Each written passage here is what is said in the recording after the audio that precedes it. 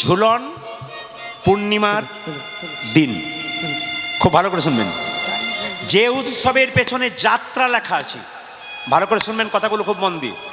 যে উৎসবের পেছনে যাত্রা লেখা আছে সেই উৎসবের সময় ভগবান মন্দিরে থাকে না, বাইরে বেরিয়ে আসে। প্রশ্ন করবেন, বুঝিয়ে দিন। ঝুলন যাত্রা, ভগবান মন্দিরে থাকে না, মন্দির থেকে বেরিয়ে ভগবান ভক্তের হাতে দোল খায়। জোরে বলুন হ্যাঁ না না, জোরে বলুন। সেদিন কিন্তু মন্দিরে থাকে না। রাস যাত্রা, দেখবেন রাসের সময় গোবিন্দ মন্দির থেকে বেরিয়ে ব্রজগোপীদের সঙ্গে চক্রাকারে রাস যাত্রা করে ভক্তকে কৃপা করবার জন্য বেরিয়ে আসেন। আর কখন? দোল যাত্রা, আবির খেলে, খেলে না, রং খেলে, আবির খেলে, ভক্তদের কৃপা করবার জন্য আসে। আর কখন? রথযাত্রা। রথযাত্রার সময় দেখবেন মায়েরা, রথযাত্রার সময় জগন্নাথ মন্দিরে থাকে না, মন্দির থেকে বেরিয়ে আসে। যেটা বলুন হ্যাঁ না না। তাহলে যে উৎসবের পেছনে যাত্রা লেখা আছে সেই উৎসবের সময় দেখবেন ভগবান কিন্তু মন্দিরে থাকে না, মন্দির থেকে বেরিয়ে আসে। এই জন্য কালকে কিন্তু কি গেল বলুন তো? রাখি পূর্ণিমা নাকি? ঝুলন যাত্রা শেষ হচ্ছে কিন্তু। লক্ষ্য করুন, যে যেখানে আছেন খুব দামি কথাগুলো শুনবেন। এই ঝুলন যাত্রার সময় আমাদের হিন্দুদের 12 মাসে 13 পার্বণ আছে না, 12 মাসে 13 পার্বণ। এই 12 মাসে 13 পার্বণের মধ্যে একটা হচ্ছে ঝুলন যাত্রা। এই ঝুলন যাত্রাতে নিয়ম হচ্ছে আপনি ভগবান কৃষ্ণকে দোল খাওয়াবেন। যত দোল খাওয়াবেন আপনার জীবন তত সুন্দর হবে, টলমল করবে না। কিন্তু মাথায় রাখবেন মায়েরা, রথযাত্রার সময় যদি রথের দড়ি টানতে না পারেন, দোল ঝুলন যাত্রার সময় যদি আপনি ভগবানকে দোল খাওয়াতে না পারেন, কিন্তু রথে জগন্নাথকে দেখতে পারেন, কিংবা দোল যাত্রায় ভগবানকে দেখতে পারেন, দোলা দেখতে পারেন, তাহলে স্কন্দ পুরাণ বলছে আপনার দ্বিতীয় জন্ম হবে না, আপনি একবার গোবিন্দচরণ লাভ করতে পারবেন। শুধু দর্শন করলেই কত লাভ, না দুলিয়ে। তবে ভগবানকে দোল যাত্রা করতে হয়, দোল খাওয়াতে হয় 3 ভাবে, 3টে রসে। একটা মধুর রস, ভালো করে শুনবেন, একটা মধুর রস, একটা সখ্য রস, একটা বাৎসল্য রস। আপনারা জানেন ভগবান কৃষ্ণকে মা যশোদা ছোটবেলায় দোল খাইয়েছিল না? যেটা বলুন হ্যাঁ না না। আপনার বাচ্চাদেরকে দোল খাওয়ান না? তো লক্ষ্য করুন, ভগবান শ্রীকৃষ্ণ আপনি কৃষ্ণকে নিজের বাচ্চা ভেবে দোল খাওয়াতে পারেন, ওটা বাৎসল্য রসা হবে। আর সখ্য রস মানে কি?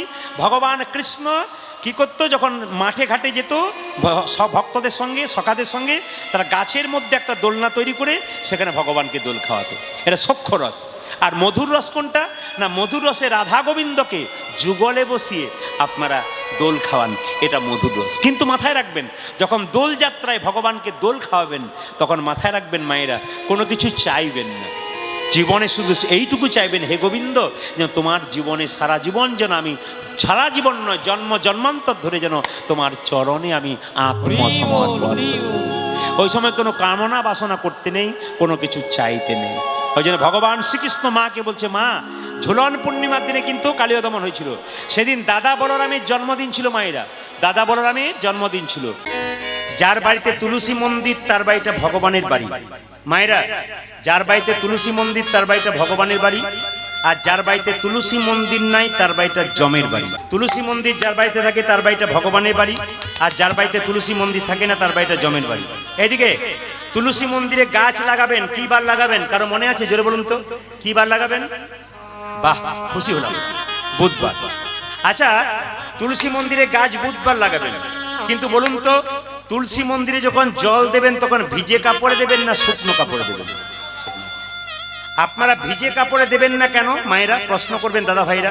ভিজে কাপড়ের জল যত পায়ে পড়বে, পা থেকে মন্দিরে যাবে, তত কিন্তু আপনার কৃপা হবে না, বরং কৃপা থেকে বঞ্চিত হবেন। এই জন্যে ভিজে কাপড় পরতে নেই। দাদা ভাইরা জল দেবেন তুলসী গাছে, গামছা পরে দেবেন কিংবা ধুতি পরে দেবেন, কিন্তু কাছা করে দেবেন, এটা মাথায় রাখবেন। মায়েরা সাদা লাল পেরে শাড়ি পরে দিলে খুব ভালো হয়। তুলসী মঞ্চে যখন জল দেবেন পশ্চিম দিকে মুখ করে জল দেবেন না। কোন দিকে বললাম? পশ্চিম দিকে মুখ করে জল দেবেন না। কোন দিকে দেবেন?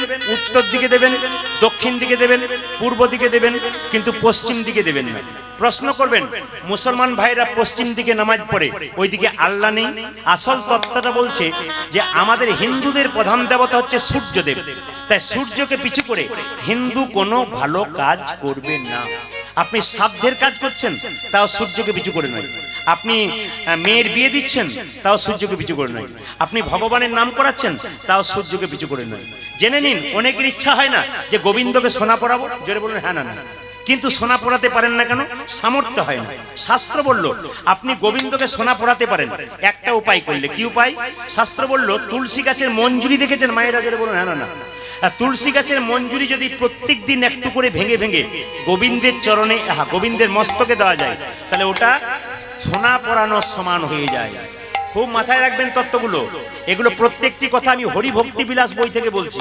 যারা হরিভক্তি বিলাস বই পড়েছেন তারা দেখবেন লেখা আছে কি, তুলসীকে যদি আপনি মনে করেন যে গোবিন্দকে সোনা পরাবো, তাহলে তুলসী গাছের যে মঞ্জুরি আছে ওই মঞ্জুরিটা ভেঙে গোবিন্দের মাথায় দিলে ওটা কিন্তু সোনা পরানোর সমান হয়ে যায়। তুলসী পাতা তুলবেন পশ্চিম দিকে মুখ করে নয়। পাতা তুলতে তুলতে গাছের ডাল বা পাতা ভেঙে গেলে কৃষ্ণের অঙ্গে আঘাত করা হয়। কিন্তু আপনি মনে মনে ভাবছেন তাড়াতাড়ি তুলতে গেলে ভেঙে যেতেই পারে।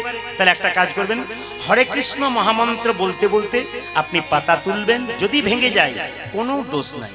যেমন শ্রীমদ্ ভাগবত গীতা বা যে কোনো শ্লোক পড়তে গেলে শ্লোক ভুল হলে মহাপাপের ভাগী হতে হয়। তাহলে কি আপনার শ্লোক পড়বেন না? কিন্তু শ্লোক পড়ার আগে এই মন্ত্রটা উচ্চারণ করলে আপনি ভুল পড়লেও ক্ষতি নাই, আপনার ঠিক হবে। কেন? হরিওম হরিওম হরিওম, এই তিনটে কথা বলতে বলতে আপনি শ্লোক পড়বেন, আপনার ভুল হলেও কোনো ক্ষতি নেই। এইবার বলে রাখি, তুলসী পাতা কিন্তু সবাইকে দেওয়া যায় না। নিত্যানন্দ মহাপ্রভু অদ্বৈত শ্রীবাস গদাধর পঞ্চতত্ত্ব কাকে দেবেন কাকে দেবেন না? মহাপ্রভুকে দেবেন। কেন? ব্রজেন্দ্র নন্দন যেই শচীসুত হলো সেই বলরাম হইল নিতাই। ব্রজেন্দ্র নন্দন কৃষ্ণ গৌর হলো, তার চরণে তুলসী পত্র দেবেন মায়েরা। আর নিতাইয়ের চরণে দেবেন উনি বলরাম। অদ্বৈত মহাবিষ্ণুর অবতার, তার চরণে দেবেন। দেবেন না কার চরণে? শ্রীবাসের চরণে। দেবেন না গদাধরের চরণে? শ্রীবাস নারদ ভক্তি তত্ত্ব, গদাধর রাধা তত্ত্ব। একটি কথা জানেন, রাধা কৃষ্ণ যুগলে থাকলে আপনি রাধার হাতে তুলসী পাতা দেবেন, কিন্তু কৃষ্ণের পায়ে দেবেন। কি বললাম? রাধার হাতে দেবেন আর কৃষ্ণের পায়ে দেবেন, এটা মাথায় রাখবেন। এইবার বলে রাখি, তুলসী পাতা তুলবেন, কিন্তু মায়েরা অনেকে তিলক করেছেন, খুব ভালো লাগছে। যারা তিলক করেন নাই, তিলক নিতে যাদের লজ্জা করে, হিন্দুদের সবচেয়ে লজ্জার ব্যাপার, কেউ যদি তিলক করে রাস্তা দিয়ে পেরিয়ে যায় তাহলে দেখবেন তার পেছনে 50 জন লেগে যায়। কেন? বাবা রে কি বড় ভক্ত হয়ে গেল রে। না না, এইটাই তো আমাদের লজ্জার ব্যাপার। আপনি একটু ভক্ত হয়ে যাবেন, তখন আপনার পেছনে লেগে যাবে। অন্যান্য জাতির মানুষ একটু ভক্ত হলে তাকে উঠিয়ে দেয় যেন উপরে উঠতে পারে, আর আমাদের একটু ভক্ত হয়ে গেলেই তার পেছনে 50 জন লেগে যায়। না না, তিলক করার ইচ্ছা জাগে, কিন্তু ভয়ে করেন না, লজ্জাতে করেন না। একটা কাজ করবেন, কি, তুলসী তলার যে কাঁচা মাটিটা রয়েছে মায়েরা, এই আঙুলটা করে খুব মাথায় রাখবেন। এখানে আমাদের এই আঙুলটার নাম হচ্ছে কি? বৃদ্ধাঙ্গুষ্ঠী। এটা কি? তর্জনী। এটা কি? মধ্যমা। এটা কি? অনামিকা। এটা কি? কনিষ্ঠা। এটা অনামিকা কেন বলা হলো? এটা কি নাম নাই? আসলে যারা গুরু মন্ত্র নিয়েছেন তারা সবাই লক্ষ্য করুন, গুরু মন্ত্র ভজন করবার সময় দেখবেন এই আঙুল থেকে ভজন করা হয়। জোরে বলুন হ্যাঁ না না, এই আঙুল থেকে ভজন করা হয়। এই জন্য আপনি যখন তুলসী মন্দির থেকে কাঁচা মাটি নেবেন, তখন এই আঙুলটা করে নিয়ে কপালে নেবেন। তাহলে কি হবে বলুন তো? আপনার এক ফোঁটা করে মাটি দিয়ে হরে কৃষ্ণ মহামন্ত্র বলে নেন, তাহলে আপনার তিলক করার সমান হয়ে যাবে। এইবার লক্ষ্য করুন, আপনি তুলসী পাতা তুলছেন, সব কাজ করছেন, কিন্তু তুলসী মন্দির পরিক্রমা কবার করবেন? 4 বার করবেন। কিছু কিছু জিনিস আছে পরিক্রমা, ভগবান শিবকে আপনি কবার পরিক্রমা করবেন? অর্ধেকবার করবেন। আস্তে, অর্ধেকবার কখনো হয়? শিবকে অর্ধেকবার হয়? দেখুন সবাই লক্ষ্য করুন, শিবলিঙ্গে জল ঢালেন আর একদিকে জলটা পড়ে যায় না? জোরে বলুন হ্যাঁ না না, জলটা পড়ে যায়। তা যেদিকে জলটা পড়ে যায়, ধরুন এটা শিবলিঙ্গ, জলটা পড়ছে, আপনি এই দিক থেকে এই দিকে ঘুরলেন, কিন্তু আবার এই দিকে ঘুরে এলেন, কিন্তু গোটাটা ঘুরতে পেলেন না। কারণ শিবলিঙ্গে যে জলটা যাচ্ছে ওই জলটা লঙ্ঘন করতে নাই, ওটাকে হাফ বার বলা হয়, অর্ধেকবার। আপনি দেবীকে পরিক্রমা করবেন, মা কালী, মা মনসা, মা দুর্গা, এই দেবীকে পরিক্রমা কবার করবেন? একবার করবেন। দেবতাদের পরিক্রমা কবার করবেন? খুব মাথায় রাখবেন কথাগুলো, এগুলো শিক্ষণীয় বিষয়। দেবতাদের পরিক্রমা কবার করবেন? 3 বার করবেন। সূর্যদেবকে পরিক্রমা, সূর্য দেবতাকে কবার করবেন? 7 বার করবেন। তুলসী মন্দিরে কবার করবেন বললাম? জোরে বলুন কবার করবেন বললেন? মাত্র 4 বার। ভগবান শিবকে কবার করবেন? অর্ধেকবার। আর দেব দেবীকে কবার করবেন? 1 বার। আর দেবতাদের কবার করবেন? 3 বার। আর সূর্যদেবকে কবার করবেন? 7 বার পরিক্রমা করতে হয়। এই নিয়মগুলো জেনে নিতে হয়। এবার তুলসী গাছে যখন জল দেবেন মায়েরা, তখন এই মন্ত্রটা বলতে বলতে দেবেন। সবাই মিলে একবার বলুন তো আমার সাথে, নম নম তুলসী কৃষ্ণ প্রেয়সী, রাধা কৃষ্ণের চরণ পাবো এই অভিলাষ। আপনাদের জন্মদিন যখন বাড়িতে বাচ্চাদের হয়, মোমবাতি জ্বালান? জোরে বলুন হ্যাঁ না না। কেক কাটেন? হ্যাঁ, কিন্তু কেন কাটেন কেক? আর কেন মোমবাতি জ্বালান? বলে ওইটাই তো জানি না। এত তো শিক্ষিত ব্যক্তি আছেন, তার পায়ের সামনে গিয়ে আমি লাফিয়ে পড়বো যদি হিম্মত থাকে আপনাদের বলতে পারেন যে মোমবাতি কেন জ্বালানো হয় আর কেক কেন কাটা হয়। একজনও বলতে পারবেন, আমি এখানে ডাইরেক্ট বলে দিলাম, একজনও বলতে পারেন, কারো ক্ষমতা নাই, হিম্মত নাই। এখানে বলুন কেন কেক কাটা হয়, কেন মোমবাতি জ্বালানো হয়। আসলে এগুলো পাশ্চাত্য শিক্ষা, অন্য দেশের শিক্ষা, এটা ভারতবর্ষের সনাতন ধর্মের শিক্ষা নয়। দেখবেন বাচ্চার ওই জন্মদিন হচ্ছে, একটা মোমবাতি জ্বালাচ্ছে, কেক কাটছে, আর কি বলছে, হ্যাপি বার্থডে টু ইউ ফুস। না না না না না, এগুলো কোন রীতি? কেউ বলতেও পারছে না কেন হয়। একজন স্কুলের শিক্ষক আমাকে ডেকে নিয়ে গেল, প্রদীপ বাবু আমার ছেলের জন্মদিন, আজ আমার নিমন্ত্রণ রইল আপনার, চলুন। গিয়ে দেখলাম কেক কাটছে, মোমবাতি জ্বালাচ্ছে, হ্যাপি বার্থডে ও ফুস। আমি জিজ্ঞেস করলাম, মাস্টারমশাই কিছু মনে করবেন না, আপনার ছেলের জন্মদিনে এই যে কেক কাটলেন আর মোমবাতিটা জ্বালালেন, নিভিয়ে দিলেন, এটা কি কারণে? মানে আমার জানার ব্যাপার। আমি জিজ্ঞেস করলাম, উনি বললেন আর বলবেন না, পাশের বাড়িতে সব করে তাই করছেন। আমার সবচাইতে লজ্জা লাগলো যে আপনি শিক্ষিত মানুষ, পাশের বাড়িতে করে বলে আপনি করবেন।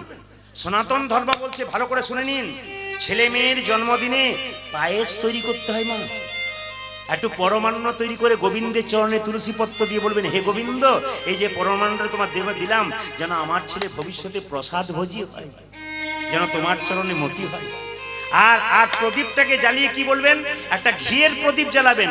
ওই ঘিয়ের প্রদীপটা জ্বালিয়ে বলবেন, হে গোবিন্দ, এই ঘিয়ের প্রদীপ যেমন জল জল করে জ্বলছে, আমার ছেলের জীবন প্রদীপ যেমন অনেক দিন ধরে জল জল করে। ওই মোমবাতি ফুস করে নেবাচ্ছেন বলে তো হুড় হুড় করে চালাতে যে হর হর করে। সাজার কথা যখন বললাম, মায়েরা একটু মন দিয়ে শুনবেন, কিছু মনে করবেন না, অপরাধ দেবেন না। আমি বাস্তবের সঙ্গে তত্ত্বকে মিশিয়ে দেবো। নারকেল দেখেছেন? নারকেলের বাইরেটা শক্ত থাকে, কিন্তু ভেতরে কি থাকে বাবা, জোরে বলুন? শাঁস আর জল থাকে। এই জন্য কীর্তন যারা শুনে প্রকৃত ভক্ত হয়। আসলে আমরা চোখ দেখলেই আমরা মুখ দেখলেই বুঝে নেবো কোনগুলো কাঁচা কোনগুলো পাকা। দেখুন, দু একজনকে লুঙ্গি পরে কীর্তন শুনতে আসতে বলা হয়েছে বলে দু একজনের দেখবেন তেজ হয়ে গেল, কিন্তু অনেকে আবার লুঙ্গি পরে কীর্তন শুনছে, তারা বুঝতে পারছে না এটা উচিত নয়, পরবর্তী ক্ষেত্রে আসবে। অবশ্যই আসবেন, আপনাদের চরণে প্রণাম। ভুল মাত্র মানুষের হয়, আবার আসবেন আপনার পরবর্তী ক্ষেত্রে। আজ লুঙ্গি পরে এসেছেন, পরবর্তী ক্ষেত্রে আপনার প্যান্ট শার্ট পরে আসবেন। এগুলো নীতি, কেন এগুলো হিন্দু ধর্মের শিক্ষা। এগুলো যখন আমি বললাম লুঙ্গি পরে কেউ কীর্তন শুনবেন না, বহু ছেলেরা কিন্তু কম বয়সে যারা সমর্থন করেছেন, ঠিক বলেছেন, কেন এটা নিয়ম। হরিবাসর হবে, আপনি লুঙ্গি পরবেন কেন? এই জন্য লুঙ্গি পরার নিয়ম নয়। লুঙ্গি পরে এবার থেকে পরবর্তী ক্ষেত্রে আসবেন না, প্যান্ট শার্ট পরবেন, ধুতি পরবেন, লাভ আছে। আচ্ছা মায়েরা, সাজের কথা যখন বললাম, সব সেজে এসেছেন তো, অপরাধ নেবেন না। যাদের বাড়িতে আমরা বাসানি অনেক সময় বাথরুমে স্নান করি, যেন মনে হয় কসমেটিক্সের দোকান, এত সাজের বাহার। আবার অনেকে দেখবেন কীর্তন শুনতে আসে, তখন সাজার দিকটা দেখুন। আবার দেখবেন কালো শরীর, এরকম করে রং নিচ্ছে। নারায়ণ তখন লক্ষ্মীকে বলছে, লক্ষ্মী আমি যে রংটা দিলাম ওর পছন্দ হলো না। বলছে যতই ও বার্নিশ করুক না কেন, ধুয়ে দিলে ওই রংটাই আবার চলে আসে। হরি বল। ও লোক ঠকানোর জন্য করছে, কেন? বাইরে যাতে আমার কালো শরীরটা সাদা দেখে না, এটা নয়। আমি এটা বাইরের সাজার কথা বললাম, আসল তত্ত্বের কথাটা আমি বলি। সাজতে যদি হয় মা, তবে কিভাবে সাজবেন? কিছুদিন আগে রাম নবমী চলে গেল, আপনারা অনেকে শুনেছেন। ছোট্ট করে বলি সাজার কথাটা। আপনার মায়েরা স্মৃতিতে সিঁদুর নেন তো? হনুমানের একটু কথা বলবো আপনাদের সামনে, তত্ত্বের কথা, রামায়ণের কথা। সীতা দেবী এরকম করে সিঁদুর নিচ্ছে। সিঁদুর নেওয়ার নিয়ম কিন্তু দুটো আঙুল, কোনো কোনো কোনো কাঠের জিনিস দিয়ে নয়, কোনো পয়সা দিয়ে নয়, কোনো লোহার টুকরা দিয়ে নয়। মায়েরা মাথায় রাখবেন, সিঁদুর কিন্তু নিতে হয় দুটো আঙুলে। এটা তর্জনী, এটা মধ্যমা। আজকে যে শিক্ষাগুলো দেবো আপনারা নেবেন, এটা তর্জনী, এটা মধ্যমা। এই আঙুলে সিঁদুর নিলে কি হয় মা? স্বামী স্ত্রীর সম্পর্কটা ভালো থাকে। আর এই আঙুলে সিঁদুর নিলে কি হয়? স্বামীর আয়ু শ্রীবৃদ্ধি হয়। এই আঙুলে নিলে। সীতা কি করতো? শাস্ত্র বলছে সীতা কি করতো? এরকম করে সিঁদুর নিত, একদিন এরকম, একদিন এরকম।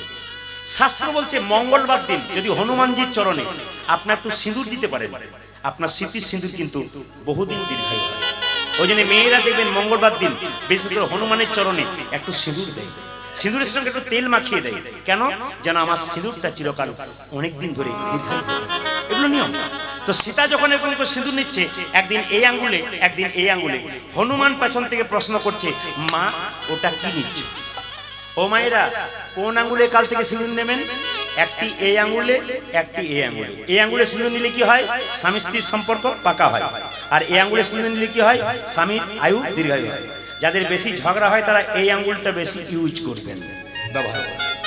এইবার লক্ষ্য করুন, বাইরের কথা বললাম, যখন স্মৃতির সিঁদুরটা হনুমান নিচ্ছে, সীতা নিচ্ছে, পেছন থেকে হনুমান প্রশ্ন করছে, মা ওটা কি নিচ্ছ? সীতা প্রশ্ন করলো, এই জন্য তোকে আমার খুব রাগ হয়। কেন? আমি একটা স্মৃতিতে সিঁদুর নিতে যাচ্ছি আর পবিত্র কাজ করছি, তুই পিছু ডাকলি। মায়েরা যখন সিঁদুর নেবেন যেন কেউ পিছু না ডাকে।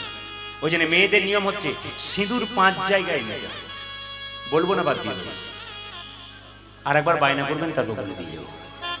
আচ্ছা, সিঁদুর 5 জায়গায় কোথায় কোথায় নিতে হয় তাকান। স্মৃতিতে নিতে হয় 1, কপালের টিপ নিতে হয় 2, কণ্ঠে নিতে হয় 3, শাখায় নিতে হয় 4, আর নিতে হয় কোথায়? কাপড়ের কোণে।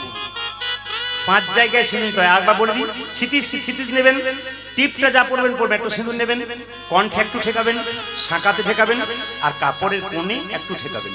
এই 5 জায়গায় সিঁদুর নেওয়ার কিন্তু নিয়ম। যেটা সীতা করতে আমি সেটা আপনাদের বললাম, আমি অন্য কথা বললাম না। তো হনুমান যখন পিছু ডাকছে, চুপ কর বস, আমি সিঁদুর নিয়ে তারপর যা জিজ্ঞেস করি। সিঁদুরটা যেই না নিয়েছে, হনুমান প্রশ্ন করলো, মা স্মৃতিতে সিঁদুর নিলে কি হয়? মায়েরা বলুন তো, সিঁদুর নিলে কি হয়? স্বামীর অমঙ্গল। স্বামীর অমঙ্গল হয়। স্মৃতিতে সিঁদুর নিলে স্বামীর মঙ্গল হয়।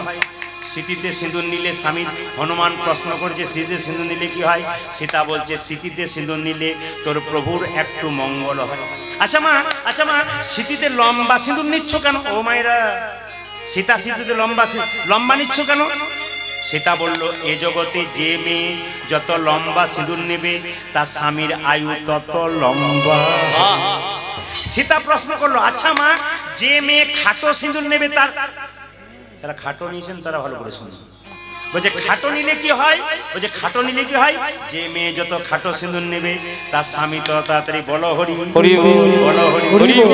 আবার দেখবেন বাবা, অপরাধ নেবেন না, আপনাদের বাঁকুড়াতে নাই, আমাদের ওদিকে আছে। স্মৃতি একদিকে, সিঁদুর সাইডে।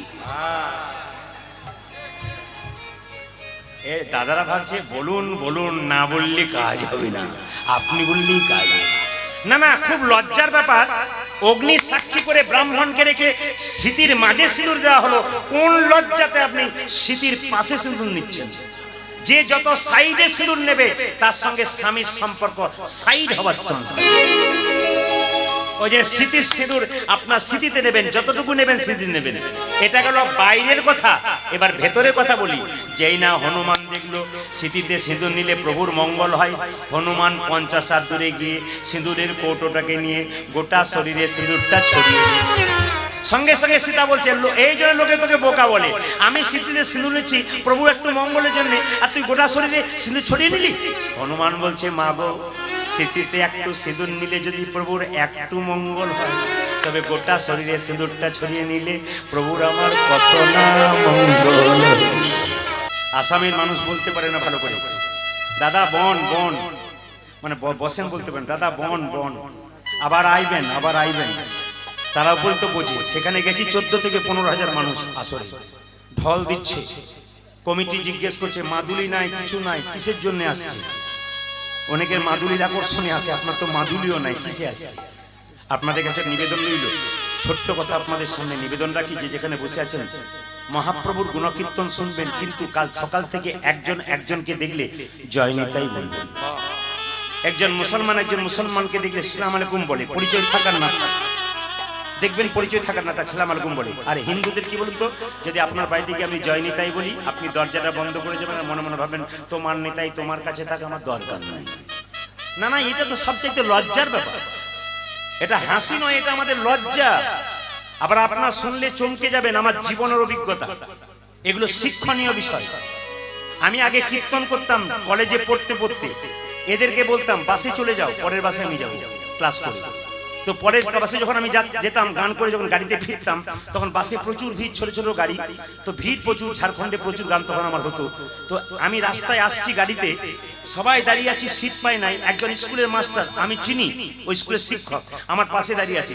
যখনই গাড়িটা ব্রেক দিচ্ছে, এ খোলটা নিয়ে দাঁড়িয়েছে, সি খোলটা, হঠাৎ যখন গাড়িটা ব্রেক দিচ্ছে, ওর গায়ে খোলটা ঠিকছে। তোমার ও দাদা শুনছেন? দাদা এ বলছে কি হলো, ঢোলটা সরান্ত। অপদার্থ কোথাকার। আমি মনে মনে ভাবলাম অপদার্থ কোথাকার, একজন শিক্ষক হয়ে বলছে ঢোলটা সরান্ত। ও বাচ্চাদের কি শিক্ষা? আপনারা চমকে যাবেন, আমার সামনে 7টা স্কুল আছে, 7টা হাই স্কুল। প্রত্যেকটা স্কুলে 3টি করে মুসলিম মাস্টার মশাই আছে।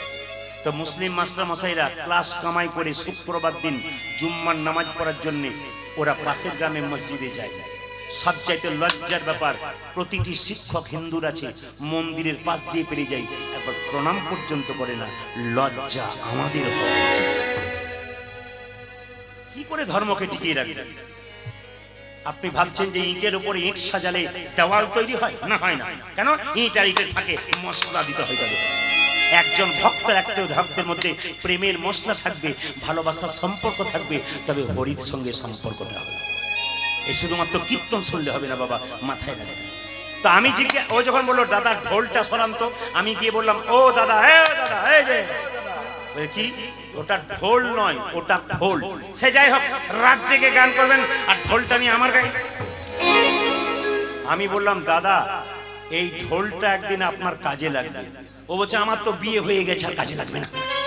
বললাম এ বিয়েতে নয়, শেষ বিয়েতে। কোন বিয়ে বলো? হরি হরি বল, বলো হরি হরি বল। এই জন্য এইটার নাম হচ্ছে শ্রীখোল। মহাপ্রভুর যেমন কৃষ্ণ বৃন্দাবনে ছিল বাঁশি বাজিয়ে ব্রজগোপীদের আকর্ষণ করত, মহাপ্রভু শ্রীখোল বাজিয়ে ভক্তদের আকর্ষণ করেছে। আপনার শ্রীখোলটাকে আকর্ষণ করে এখানে আসছেন। দেখবেন অনেকে বলে না, হয় দেখ খোলের তালি দিয়ে দিয়েছে, এবার কীর্তন আরম্ভ, চল চল চল। যারা প্রকৃত ভক্ত খোলের তালি পেলে ছুটে আসে। কেন?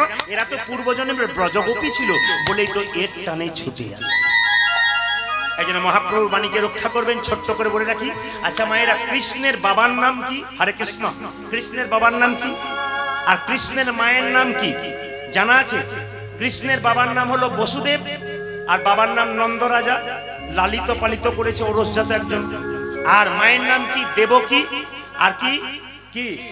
যশোদা। আচ্ছা এগুলো তো কথার কথা, কিন্তু ভগবান কি বলেছেন? কি বলেছেন ভগবান? ভক্ত আমার মাতা পিতা, ভক্ত ভক্ত আমার গুরু, ভক্ত আমার নাম রেখেছে বাঞ্ছা কল্প। ভক্ত আমার নামে রেখেছে বাঞ্ছা কল্প তরু। ভক্ত আমায় খেতে দিলে তবে আমি খাই, তবে আমি যে ভক্ত না দিলে আমি উপবাসী। আমি উপবাসে যাব। ভক্তের হাতে আছে দড়ি, ভক্ত আমাকে যেদিকে ঘোরাই আমি সেদিকে ঘোরি। আপনাদের হাতে যদি সবকিছু আছে, ভগবান বলছেন, তাহলে প্রমাণ কি? ভক্ত আমার মাতা পিতা, ভক্ত আমার গুরু। প্রমাণ কি? হনুমানকে দেখেছেন তো? জোরে বলুন হ্যাঁ না না। এই হ্যাঁ, এই দেখুন বাচ্চাগুলো দেখেছি। আচ্ছা ডালের হনুমানের কথা বলি না, এই যেখানে আমি বাসা আছি সেখানে হনুমান মন্দির আছে, রাম ভক্ত হনুমান। এই হনুমান একদিন জিজ্ঞেস করেছিল রামকে, প্রভু তোমার চরণ এত সুন্দর, তোমার গুরুর চরণ কেমন একবার দেখার ইচ্ছা। তোমার চরণ তো আমি দেখেছি, কিন্তু তোমার গুরুর চরণ কেমন আমার দেখতে ইচ্ছা হয়। রামচন্দ্র বলছে আমার গুরুর চরণ দেখবি? বলে হ্যাঁ। তবে চলে যা। আচ্ছা তুই চরণ দেখবি না বদন দেখবি? আমি তোমার গুরুদেবের চরণ দুটো দেখবো। তোমার চরণ যদি এত সুন্দর হয়, তাহলে গুরুর চরণ কেমন হবে? রামচন্দ্র বলে এক কাজ কর, সরজু নদী পেরিয়ে যা, দেখবে একটা বিরাট বড় পর্বত আছে, ওই পর্বতের গুহাতে আমার গুরুদেব পাগুলো বাইরে করে শুয়ে আছে, প্রণাম করবি, চলে আসবে। এখন হনুমান লাফাতে লাফাতে সরজু নদী পেরিয়েছে। ও বাবা, সরজু নদী পেরিয়েছে আর পাগুলো শুয়ে এরকম করে বাইরে করে শুয়ে আছে। হনুমান পায়ে প্রণাম করে বলছে, বাহ বাহ বাহ, রামচন্দ্রের চরণ এত সুন্দর, তার গুরুদেবের চরণ তো আরো সুন্দর। মনে মনে ভাবলো তার চরণ এমন, তার বদন কেমন, একবার আমার দেখতে ইচ্ছা হয়। কিন্তু বদনটা কাপড় দিয়ে ঢাকা আছে। মনে মনে ভাবলো বদনটা একবার দেখে যায়, যা চরণ এত সুন্দর। যেই না বদনটা খুলতে গেছে, দেখছে ওই দিকেও দুটো চরণ। হনুমান ভাবছে তাহলে রামচন্দ্রের গুরুদেবের কি মাথা নাই, খালি পা আছে? ছুটে এসেছে প্রভু, বলে কি নাকি তোমার গুরুদেবের চরণ দেখতে গেলাম, এত সুন্দর চরণ, ইচ্ছা হলো বদনটা দেখি। ও মা, বদনটা কাপড় দিয়ে ঢাকা ছিল, যেই না দেখতে গেলাম অমনি দেখতে পেলাম ওই দিকেও দুটো পা। তোমার গুরুদেবের কি মাথা নাই, খালি পাই আছে? রামচন্দ্র বলল, হ্যাঁ রে হনুমান, তুই যাবার সময় কি বলেছিলি? চরণ দেখবো। তুই তো বলিস নাই যে বদন দেখবি। বদন দেখলি বদন দেখতে পাচ্ছিস। এখন লক্ষ্য করুন, তোমার গুরুদেবের বদন একবার দেখ। ও মায়েরা, তোমার গুরুদেবের বদন একবার দেখে আসি। বলে চা, আর সরজু নদী পেরোতে হবে না। কি করবি? সরজু নদীর জলে এরকম, সরজু নদীর জলে এরকম করে তাকাবি আর দেখবি আমার গুরুদেবের বদন দেখতে পাবি। হনুমান জলের দিকে তাক। আচ্ছা মায়েরা, জলের দিকে তাকালে কার মুখ দেখা যায়? ভূতের না প্রেতের? ভূতের। হয়তো কোনো একজন বলছে প্রেতের, প্রেতের দেখা যায়। জলের দিকে মুখ দেখলে কার মুখ দেখা যায়? এতক্ষণে দু একজন বলছে বুঝতে পারছিস না, নিজের দেখা যায়। এইদিকে দেখা, কার দেখা যায় মায়েরা বাবারা? কার দেখা যায়? নিজের দেখা যায়। হনুমান ভাবছে রামচন্দ্রের গুরুদেবের বদন দেখতে পাচ্ছি না, আমার পোড়া মুখটা দেখতে পাচ্ছি। জলটাকে ঘাঁটলাচ্ছে, আবার উঠাচ্ছে। তখন দেখলো ও মা, কোথাও তো নাই। আবার নিজের পোড়া মুখ। ও প্রভু, বলে কি তোমার গুরুদেবের বদন দেখলাম না ছাই? বলে কেন? আমারই পোড়া মুখটাই দেখলাম, গুরুদেবের বদন। তোর পোড়া মুখ দেখলি? বলে হ্যাঁ। ওরে হনুমান, ভক্ত আমার মাতা পিতা, ভক্ত আমার ভক্ত জগৎ গুরু। ভক্ত যদি আমার গুরু হয় তবে তুই তো আমার গুরু। তুই তোর বদন দেখবি না, তুই কি অন্য লোকের বদন দেখতে পাবি? সংসারে ভগবানকে পাওয়া যায় না সংসারের বাইরে পাওয়া যায়? জোরে বলবেন আপনারা, একটু ভেবে বলবেন। সংসারে পাওয়া যায় না সংসারের বাইরে পাওয়া যায়? বাহ, খুশি। কম বয়সে ছেলেরা কীর্তন শুনতে পারে। এই জন্য সংসারে ভগবানকে পাওয়া যায়, সংসারের বাইরে পাওয়া যায় না। তত্ত্বগুলো শুনবেন। ঘর বাড়ি ত্যাগ করে বলে কৃষ্ণ হরে হরে, তুং দিয়ে যাই বৃন্দাবন। বাড়ি ছেড়ে তো চলে গেছে, ঘর যে তার মনে আছে। এই ত্যাগে পাওয়া যায় না শ্রীনন্দের নন্দন। আপনি ঘর সংসার ত্যাগ করে বৃন্দাবনে যাচ্ছেন, মাঝ রাস্তায় মনে পড়ে গেল মেয়েটার বিয়ে হয় না, ছেলেটার চাকরি হয় নাই, এরকম পিছু চিন্তা থাকলে আপনার বৃন্দাবন গিয়েও কোনো লাভ নেই। এইবার বলে দিই, তত্ত্বগুলো শুনবেন।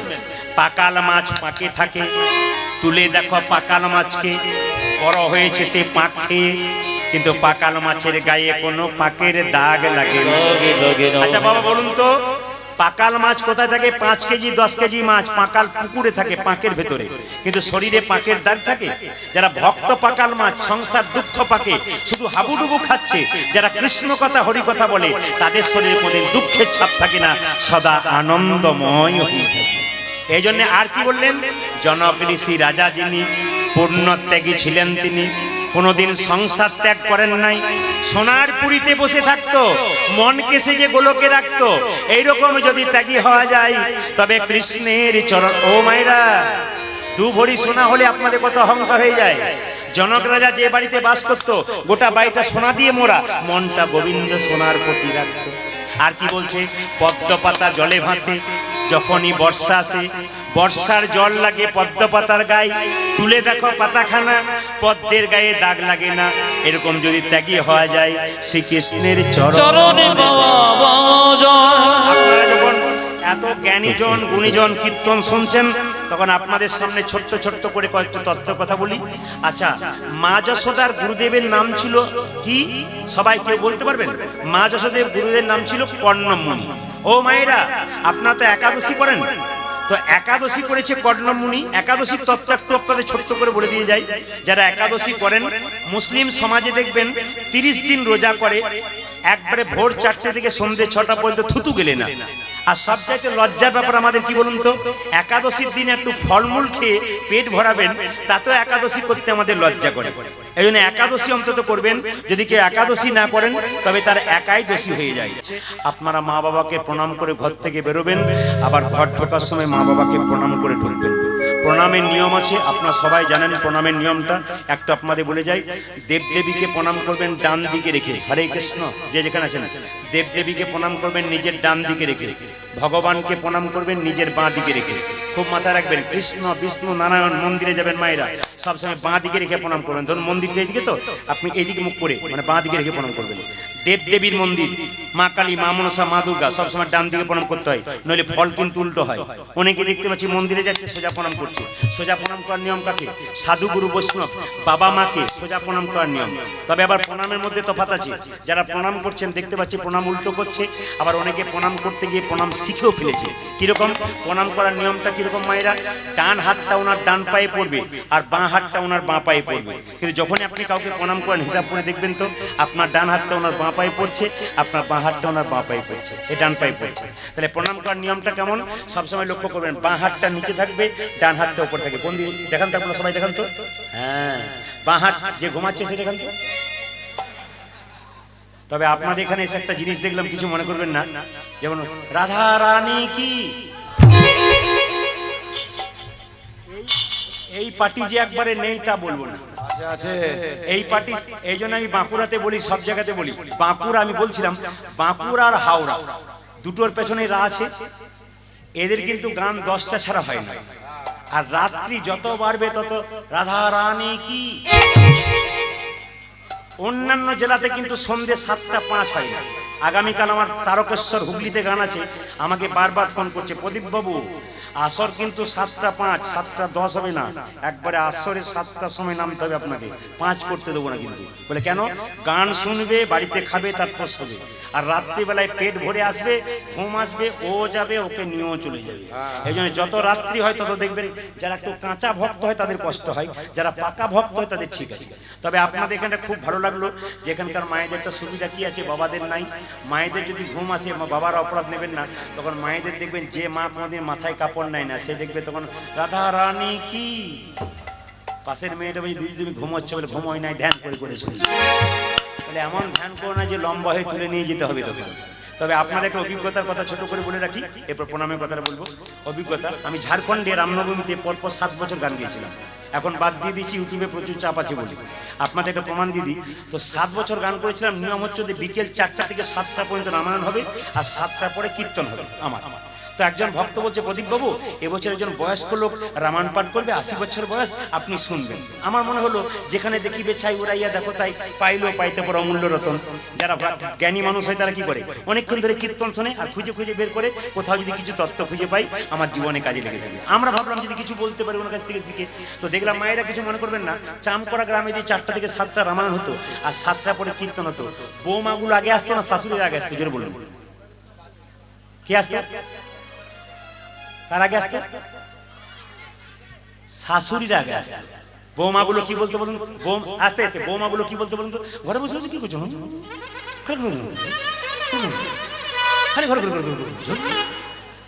মানে কেন বলতো, আমার তো অনেক কুটুম বাটুম এসেছে, তাদেরকে খেতে দেবো, এটা নিয়ম কিন্তু। তো লক্ষ্য করুন, যখন এদিকে তাকান, যখন রামায়ণ পাঠটা শুরু হলো, একজন নাতনি তার ঠাকুমাকে নিয়ে এলো, একটা বস্তা পারলো, বস্তার উপরে বসলো, রামায়ণ শুরু হলো, উনি পা লম্বা করলেন, রামায়ণ শেষ হলো, উনি গা লম্বা করলেন, আমার কীর্তন শেষ হলো, উনি নাক ডাকতে শুরু করলেন।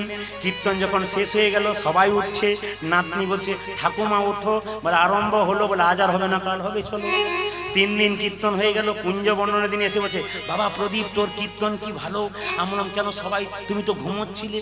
বলে ওইটা বলার জন্যই তো এসেছি, বাড়িতে আমার ছেলেরা খুব ভালো, 2টো করে ফ্যান দেয়, 3টে করে ঘুমের ট্যাবলেট দেয়, ঘুমই আসে না, আর তোর কীর্তনে কি ঘুম, আমার ঘুমই ছাড়ে।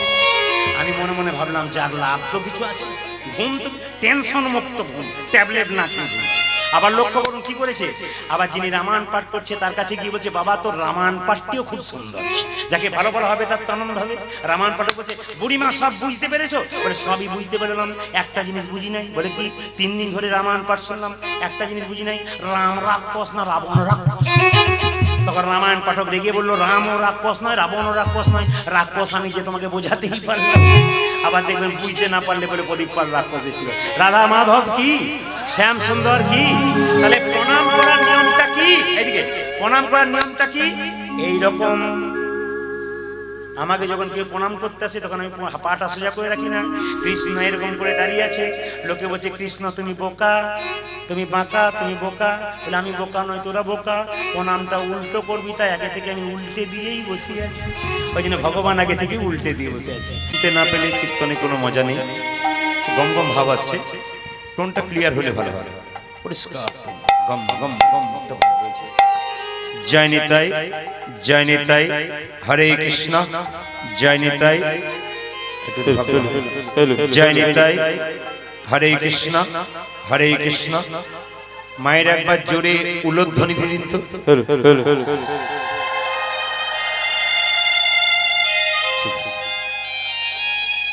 যারা সামনে বসছেন তাদের যত জ্বালা, যারা পেছনে আছে তাদের কোনো অসুবিধা নেই, আপনারা সবাই মিলে দেবেন, যে যেখানে আছেন। যারা উলু দিতে জানেন চিন্তা করে জোরে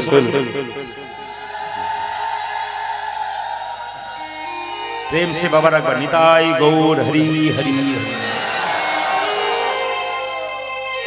আজকের এই মহতি হরিবাসরে যারা কীর্তন গান হরিকথা রস আস্বাদন করার জন্য বহু দূর দূরান্ত থেকে ছুটে এসেছেন, তাদের চরণে কীর্তনিয়া প্রদীপ পাল এবং তার সম্প্রদায়ের কোটি কোটি হরি বল হরি বল। প্রণাম রইল।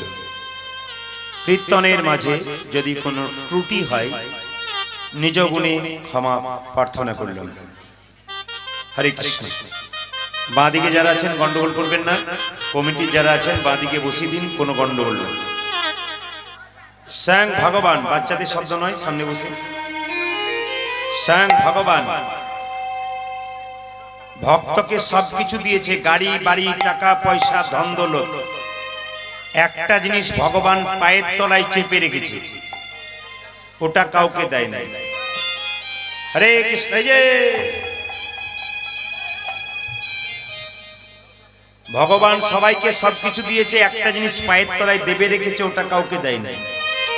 গাড়ি বাড়ি টাকা পয়সা ধন দৌলত স্ত্রী পুত্র কন্যা সব দিয়েছে, একটা জিনিস পায়ের তলায় চেপে রেখেছে, ওটা কি? নারায়ণকে লক্ষ্মী জিজ্ঞেস করলো, প্রভু তুমি সব ভক্তকে গাড়ি বাড়ি টাকা পয়সা ধন দৌলত দিলে, একটা জিনিস পায়ের তলায় চেপে রাখলে, ওটার নাম কি? ভগবান বলল, ওটার নাম শান্তি। আচ্ছা, এতজন কীর্তন শুনতে এসছেন, সকাল থেকে সন্ধে পর্যন্ত এত পরিশ্রম করছেন একটু শান্তি পাওয়ার জন্য, কিন্তু হাত তুলে বলতে পারবেন সত্যি কি শান্তিতে আছেন? যতই পরিশ্রম করুন, যতই রোজগার করুন, এত করছেন কিন্তু শান্তি আপনার নাই। ভগবান বলল, শান্তি পাবে তখন আমার চরণ যুগল। তাই গৌর হরি বল হরি বল। কারণ শান্তিটা তো আমার চরণেই, এই যে শান্তিটা তো আমার চরণেই লুকিয়ে আছে। ভগবান বলছে, ভগবানের চরণ যে ধরে থাকবে তার শান্তি আছে, আর যে চরণ ধরবে না তার শান্তি নেই। পঞ্চপাণ্ডব ভগবান শ্রীকৃষ্ণের সঙ্গে ছিল, তারা জিতেছিল। 100 ভাই সঙ্গ ছাড়া হলো, তারা হেরেছিল। এই যে পঞ্চপাণ্ডবের দাদার নাম ছিল যুধিষ্ঠির মহারাজ। তিনি স্থির ব্যক্তি ছিলেন, ঠান্ডা মাথার মানুষ ছিলেন, তিনি ভগবানকে পেয়েছিলেন। আর শত ভাইয়ের দাদা দুর্যোধন, তিনি চঞ্চল ছিলেন, তিনি ভগবানকে হারালেন। এর থেকে কীর্তন শুনতে এসে শিখে যাবেন, যারা কীর্তন শুনতে এসে দেখবেন খুব চঞ্চল, খালি এদিক ওদিক তাকাই, 6 বার 8 বার ওঠে, এদের জীবনে দেখবেন কোনোদিন উন্নতি নেই। যে মায়েরা খুব চঞ্চল, তরকারিতে 2 বার নুন দিয়ে ফেলে, এ নিয়ম, কিংবা সবজি কাটতে গিয়ে আঙ্গুল কেটে ফেলে। যে ব্যক্তি খুব চঞ্চল, ওর দেখবেন সংসারের জীবনে কোনোদিন উন্নতি নাই, একেবারে উন্নতি নাই, ও নিচের দিকে নেমে যাচ্ছে। এই জন্য যারা ঠান্ডা মাথার মানুষ হয়, যুধিষ্ঠিরের দলের লোক হয়, তারা গোবিন্দের চরণ নিতাই গৌর হরি বল বলে লাভ করতে। মহাপ্রভুকে ডাকলেন কে? অদ্বৈত প্রভু। হরে কৃষ্ণ। অদ্বৈত প্রভু গঙ্গা জলে তুলসী পত্র দিয়ে মহাপ্রভুকে আহ্বান করলেন। মায়েরা, ভগবানের মন্দিরে 4টে আপেল 4টে কলা নিয়ে যান, হাত তুলে বলবেন ভগবান খায়। সব মনে মনে ভাবছে চুপ থাকাটাই বুদ্ধিমানের কাজ, বলার কোনো দরকার নাই, যা বলবার পয়সা নেবেন, আপনি বলবেন, আমাদের শুনে চলে যাবেন। আচ্ছা মায়েরা, ভগবান খায়? যাক, হাত নেড়েছে যারা ভক্ত। আর যারা সাধারণ মানুষ সারাদিন পরিশ্রম করেছে, 10 জন কুটুম্ব এসছে, তারা মনে মনে ভাবছে আমার যে কি জ্বালা তুমি কি বুঝবে। হ্যাঁ, কতজনের সেবা দিলাম, তারপর এসেছি, পা মেলে বসবারও উপায় নাই। না না, আপনারা বসবেন, কিন্তু মন দিয়ে শুনবেন। ভগবান খায় না। ভগবান কি করে মা? দেখে। আপনি যে 4টে কলা 4টে আপেল নিয়ে গেলেন, প্রেমের ভাবে নিয়ে গেলেন না অহংকারের ভাবে নিয়ে গেলেন? শত ভাইয়ের দাদা দুর্যোধন কৃষ্ণকে নিমন্ত্রণ করেছিল, এমন খাবার খাওয়াবো বাপ জন্মে খাওনি। ভগবান বলল, যাব নিমন্ত্রণ রক্ষা করতে, দরজায় দেবো, ঢেকুর তুলে দেবো, খিদে থাকবে তবু খাবো না, অহংকারের সেবা গ্রহণ করব। কিন্তু বিদুরের স্ত্রী, তিনি কি করেছিলেন? কলা বাদ দিয়ে কলার খোসা খাইয়েছিলেন। এর থেকে ভগবান কি বললেন? ভক্তি যার কৃষ্ণ তার, সর্বশাস্ত্রে কয় ভক্তি না থাকলে কৃষ্ণ দেখলেই কি বা। এই জন্য আসল জিনিসটা হচ্ছে মায়েরা ভক্তি। ওই জন্য ভক্তি ভরে যারা কীর্তন শুনবে তাদের উপকার হবে। যেমন আপনি ব্যাংকে টাকা জমা দেবেন, আপনি সুদ পাবেন, আর যদি ব্যাংকে টাকা জমা না দেন আপনি সুদ পাবেন না। গোবিন্দের ব্যাংকে ভক্তি সম্পদ জমা দেবেন, আপনি কৃপা সম্পদ পাবেন। আর যদি ভক্তি সম্পদ না দেবেন, আপনি কৃপা সম্পদ থেকে বঞ্চিত হবেন। এই বাঁকুড়ার কোন নার্সিং হোমে কৃষ্ণের জন্ম হয়েছিল? দু চারজন ভাবছে ফোন নাম্বারটা দেবেন, পরশু বলে দেবো। বাঁকুড়া কোন না না কৃষ্ণের জন্ম কোথায় হয়েছিল কারো জানা আছে? না না আপনারা তো জানেন, মায়েদের জানা আছে? বলো অত যদি জানবো তাহলে তোমাকে ডাকবো কেন? আচ্ছা, কৃষ্ণের জন্ম হয়েছিল জেলখানায়, আসতে যেটাকে কারাগার বলা হয়। দেখে নেবেন বাবারা, যখন কৃষ্ণের জন্ম নেয় নাই তখন কারাগার অন্ধকার ছিল, জন্ম নিল কারাগার আলো হয়ে গেল। প্রত্যেকটি ভক্তের শরীরে একটি করে কারাগার আছে, ওই কারাগারটার নাম হৃদয় কারাগার। যারা কৃষ্ণ কথা হরি কথা শোনে তাদের হৃদয় কারাগার আলো হয়ে যায়, আর যারা হরিনাম জীবনেও শোনে না, খালি টিভি সিরিয়ালে মুখ দিয়ে থাকে, এদের হৃদয় কারাগার অন্ধকার। হরি বল হরি বল। এই জন্য এই হৃদয় কারাগারটাকে যত আলো করবেন, কৃষ্ণ নাম যত শুনবেন তত আলো হবে, আর কৃষ্ণ নাম শুনবেন না তো অন্ধকার হবে। যেমন দেখবেন মায়েরা, হরি নামে আনন্দ আছে, আস্তে হরি নামে আনন্দ আছে। যেমন একজন মাতাল যদি মদ খায়, ও কিভাবে, পৃথিবীতে আমার মতো আনন্দময় পুরুষ আর কেউ নাই। তবে এখানে এসে একটু খুশি হলাম যে আপনাদের এখানে একটাও মাতাল নাই, কেউ মদ খায় না এখানে একটাও। দাদারা বলছে দেখবেন, আমি তো রাস্তায় আস্তে আস্তে দেখে নিয়েছি, নদীর গাবাতে যা চলছে তখনই বুঝে নিয়েছি পার্টি সব জায়গাতে আছে, কোনো জায়গাতে বাদ নাই। কারণ জগায় মাথায় চলে গেছে কিন্তু পার্টি রেখে গেছে। কিন্তু এদের উদ্ধার হবে বলেই তো এরা মহাপ্রভুর নামের সামনেই খাচ্ছে। কেন? দূরে খায় নাই, উদ্ধার হবে বলে এগিয়ে এসেছে, নইলে ঘর থেকে খেয়ে আসতো। হরে কৃষ্ণ। এই জন্য আমি কারো দোষ দিচ্ছি না, তবে একটা কথা সুন্দর করে বলে রাখি, মদ অপরাধ নেবেন না। মদ যারা খায়, মদ সে খায় না, মদ তাকে খায়। মাতাল থাকলে অপরাধ নেবেন না, মদ তাকে খায়।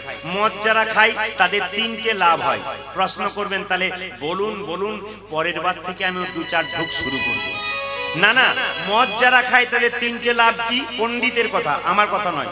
মদ যারা খায় তারা দেখবেন তাদের বাড়িতে কোনোদিন চোর ঢোকে না, আর মদ যারা খায় তাদের দেখবেন কোনোদিন বুড়ো হতে হয় না। আর মদ যারা খায় ওদেরকে কুকুরে কামড়ায় না। অনেকে ভাবছে যাক, তিনটি প্রোটেকশনের কথা বললেন, এবার একটু ভেঙে বলুন কি করলে কি হয়, তাহলে আমরাও পরের বারে এক চান্স দেখে নেব। না না, আপনাদের চান্স দেখতে হবে না, মন দিয়ে শুনুন। মদ যারা খায়, খেতে খেতে দেখবেন লাংস কিডনি আস্তে আস্তে নষ্ট হয়, এমন কাশি শুরু হয় ডাক্তারের বাপেরও ক্ষমতা নাই যার ভালো করে দিই। তখন দেখবেন সারা রাত্রি খক খক করে কাশে, আর চোর যখনই ঢুকতে যায় বাড়িতে তখন ভাবে বেটা এখনো জেগে আছে, ঢোকার দরকার নেই, ওই জন্য ফিরে যায়। আর কুকুরে কামড়ায় না কেন? দুটো কারণে। একটা কারণটা কি?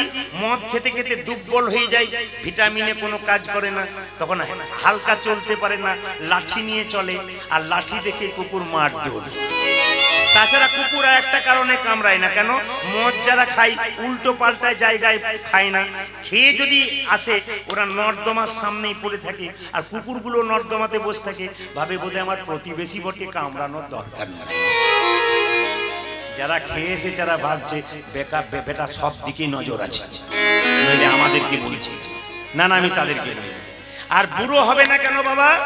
না, বুড়ো হবে না এই জন্যে, বুড়ো হবার চান্সই তো পাবে না, তার আগেই তো বলো হরি হরি বল। মহাপ্রভুকে আনলেন অদ্বৈত প্রভু গঙ্গা জলে তুলসী পত্র দিয়ে। মহাপ্রভু এলেন, মায়েরা বাবার আসুন রাখুন, মহাপ্রভু এলেন ফেব্রুয়ারি মাসের 18 তারিখে 1486 খ্রিস্টাব্দে, দোল পূর্ণিমার দিনে 23শে ফাল্গুন বাংলার, কেউ বলে শুক্রবার, কেউ বলে শনিবার, সন্ধে 5:46। মহাপ্রভু ছোটবেলায়, এইদিকে মহাপ্রভু ছোটবেলায় নাম কি? নিমাই। যৌবন বেলায় নাম কি? গৌরাঙ্গ। আর সন্ন্যাসের পরে নাম কি? শ্রীকৃষ্ণ।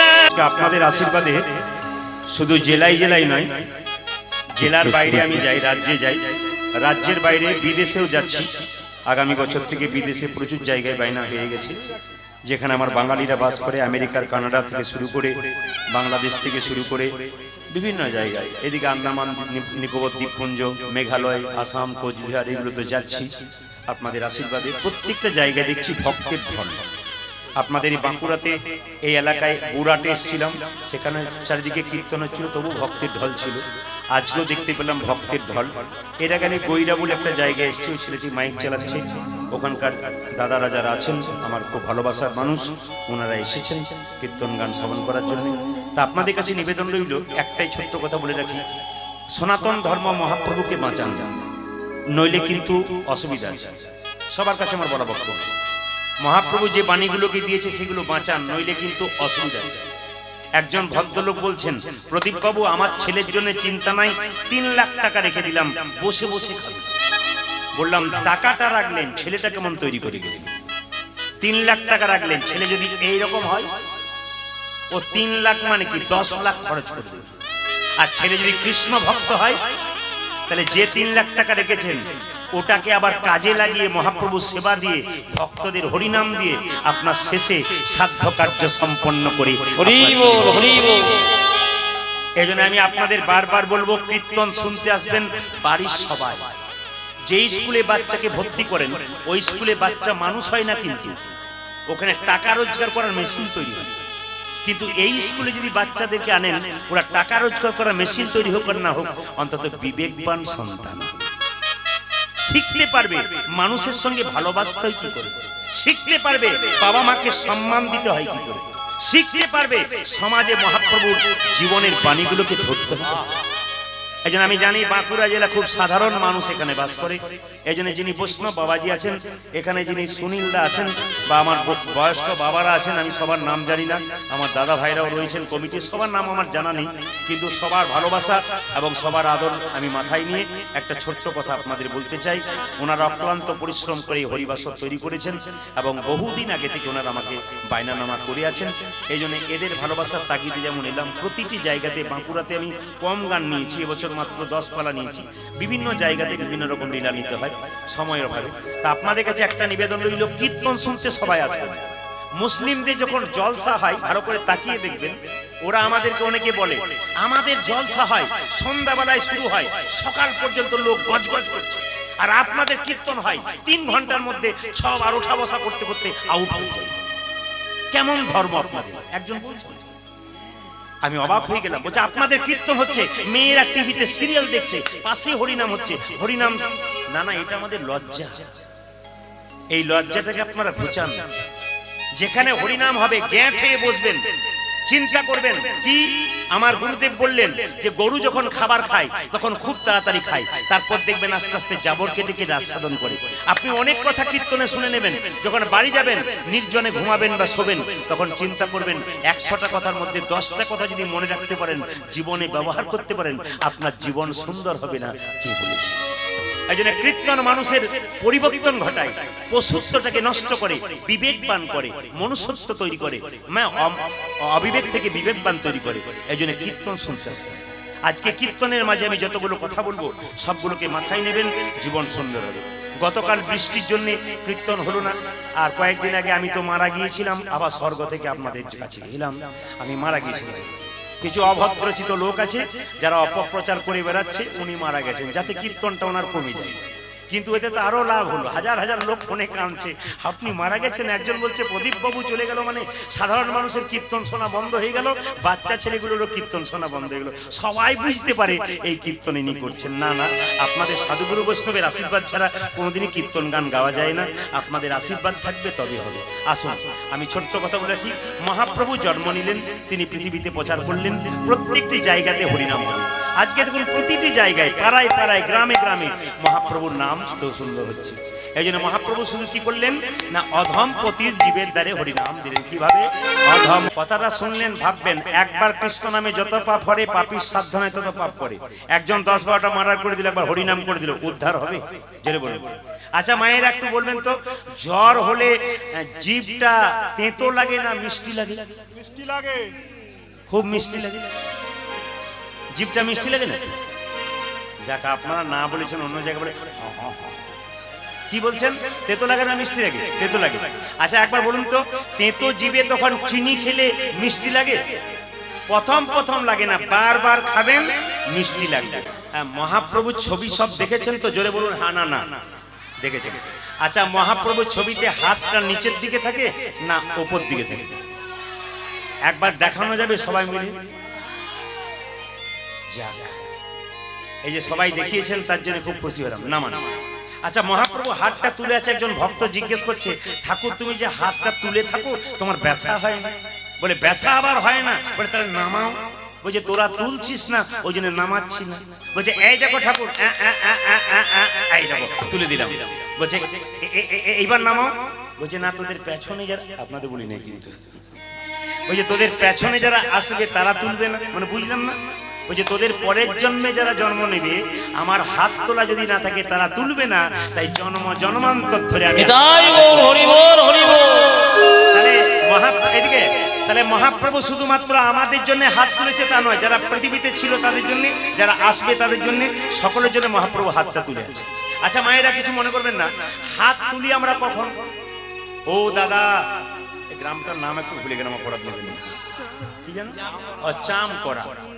চাম করা নয় তো, মানে চামটা করা নয় তো, নরম আছে তো।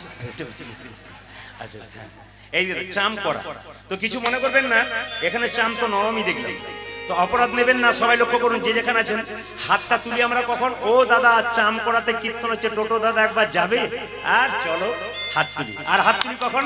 যখন কেউ জলে ডুবে যায়, উঠতে পারে না, তখন দেখবেন এরকম করে হাত তুলে, কেন? যদি কেউ বাঁচায়। আর হাত তুলে কখন মা? যখন দেখবেন হাতে কেউ বোঝা নেই। এবার বলবেন তো সত্যি করে, মহাপ্রভু কি জলে ডুবে গিয়েছিল? ডুবে নাই। তাহলে মহাপ্রভুর হাতে কি বোঝা ছিল? জোরে বলুন না। আপনারা না বলছেন কিন্তু ছিল। বলে প্রদীপ বাবু তাহলে দেখতে পায় না কেন? কি করে দেখবেন? দেখার মতো চোখ থাকবে তবে তো দেখবেন। এক ট্রাক বালিতে যদি এক ট্রাক বালি, তা যদি এক হাত চিনি ছুঁড়ে দেওয়া যায় আর চিনি আর বালি একসঙ্গে মিশিয়ে দেওয়া যায়, চিনিকে কি কেউ পারে চিনিতে এক ট্রাক বালিতে? একজন পারে, পিপিলিকা পারে চিনিতে এক ট্রাক বালি। তা পিপিলিকার মতো গৌর ভক্ত যারা, একমাত্র তারাই ভাব বুঝতে পারে। আর কারা বুঝতে পারে? হাত কেটে গেছে খালি চোখে দেখা যায়, কিন্তু হাড় ফেটে গেছে খালি চোখে দেখা যায় না, ডাক্তারের কাছে এক্স-রে করতে হয়। ঠিক সেরকম যদি কেউ গুরুরূপী ডাক্তারের কাছে গিয়ে প্রেমরূপী নয়নের উন্মিলন করতে পারে, একমাত্র মহাপ্রভুর ভাব সেই। এইবার আপনাদের বলে রাখি, মহাপ্রভু হাতে বোঝা ছিল, মায়েদের সহজ করে বোঝায়। কি করেছিল? আপনাদের গ্রামে কীর্তন হচ্ছে, বাবাকে ফোন করলেন, প্রদীপ বাবুর কীর্তন হবে, একবার এসো।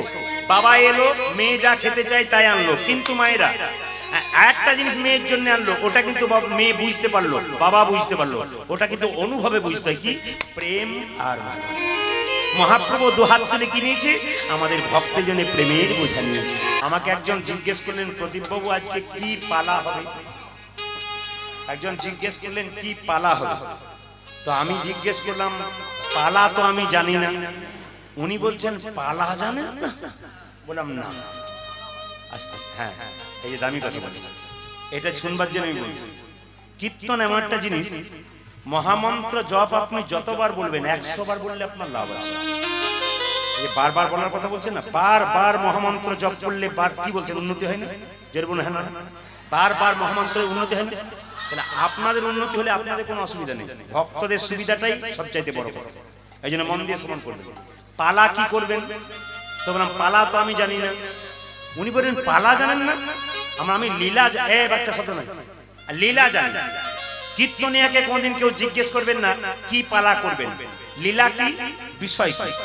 পালা জীবনে দুটো হয়, নাটকের পালা হয়, যাত্রা পালা হয়। আর পালা কি হয়? আসার পালা, একটা যাওয়ার পালা। একটি আসার পালা, একটি যাওয়ার। যারা কীর্তন শুনতে এসছেন তাদের কোন পালাটা শেষ হয়েছে? আসারটা না যাওয়ারটা? জোরে বলুন। আসারটা। বাকি আছে কোনটা? একটু জোরে বলবেন। না না, একটু জোরে বলবেন। এত যদি বুঝছেন যাওয়ারটা বাকি আছে, তাহলে সাদা চুলে গোদরেজ নিচ্ছেন। আমরা কত বোকা দেখুন, মৃতদেহ নিয়ে যায় রাস্তা দিয়ে, বলো হরি হরি বল, হরি হরি বল। আমি আমার ছেলে মেয়েকে ডেকে বলি প্রণাম কর, মারা যাচ্ছে, প্রণাম কর। আমিও প্রণাম করলাম, ও প্রণাম করলো, আপনিও প্রণাম করলেন। কি ভাবলেন? ও বোধহয় গেল, আমি বোধহয় যাবো না। না, আমরা কত বোকা দেখুন।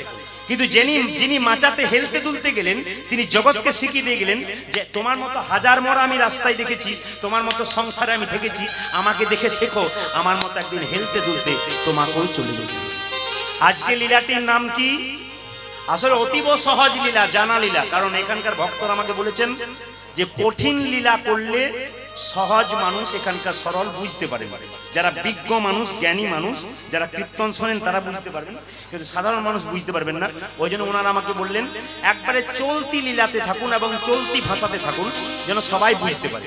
এই জন্য আপনাদের আশীর্বাদ মাথায় নিয়ে একবারে সহজ সরল লীলা, ভগবান শ্রীকৃষ্ণের কালীয় দমন, কিন্তু লীলাটি থাকবে, কিন্তু তত্ত্বগুলি ভারী সুন্দর থাকবে, মন দিয়ে শ্রবণ করবেন।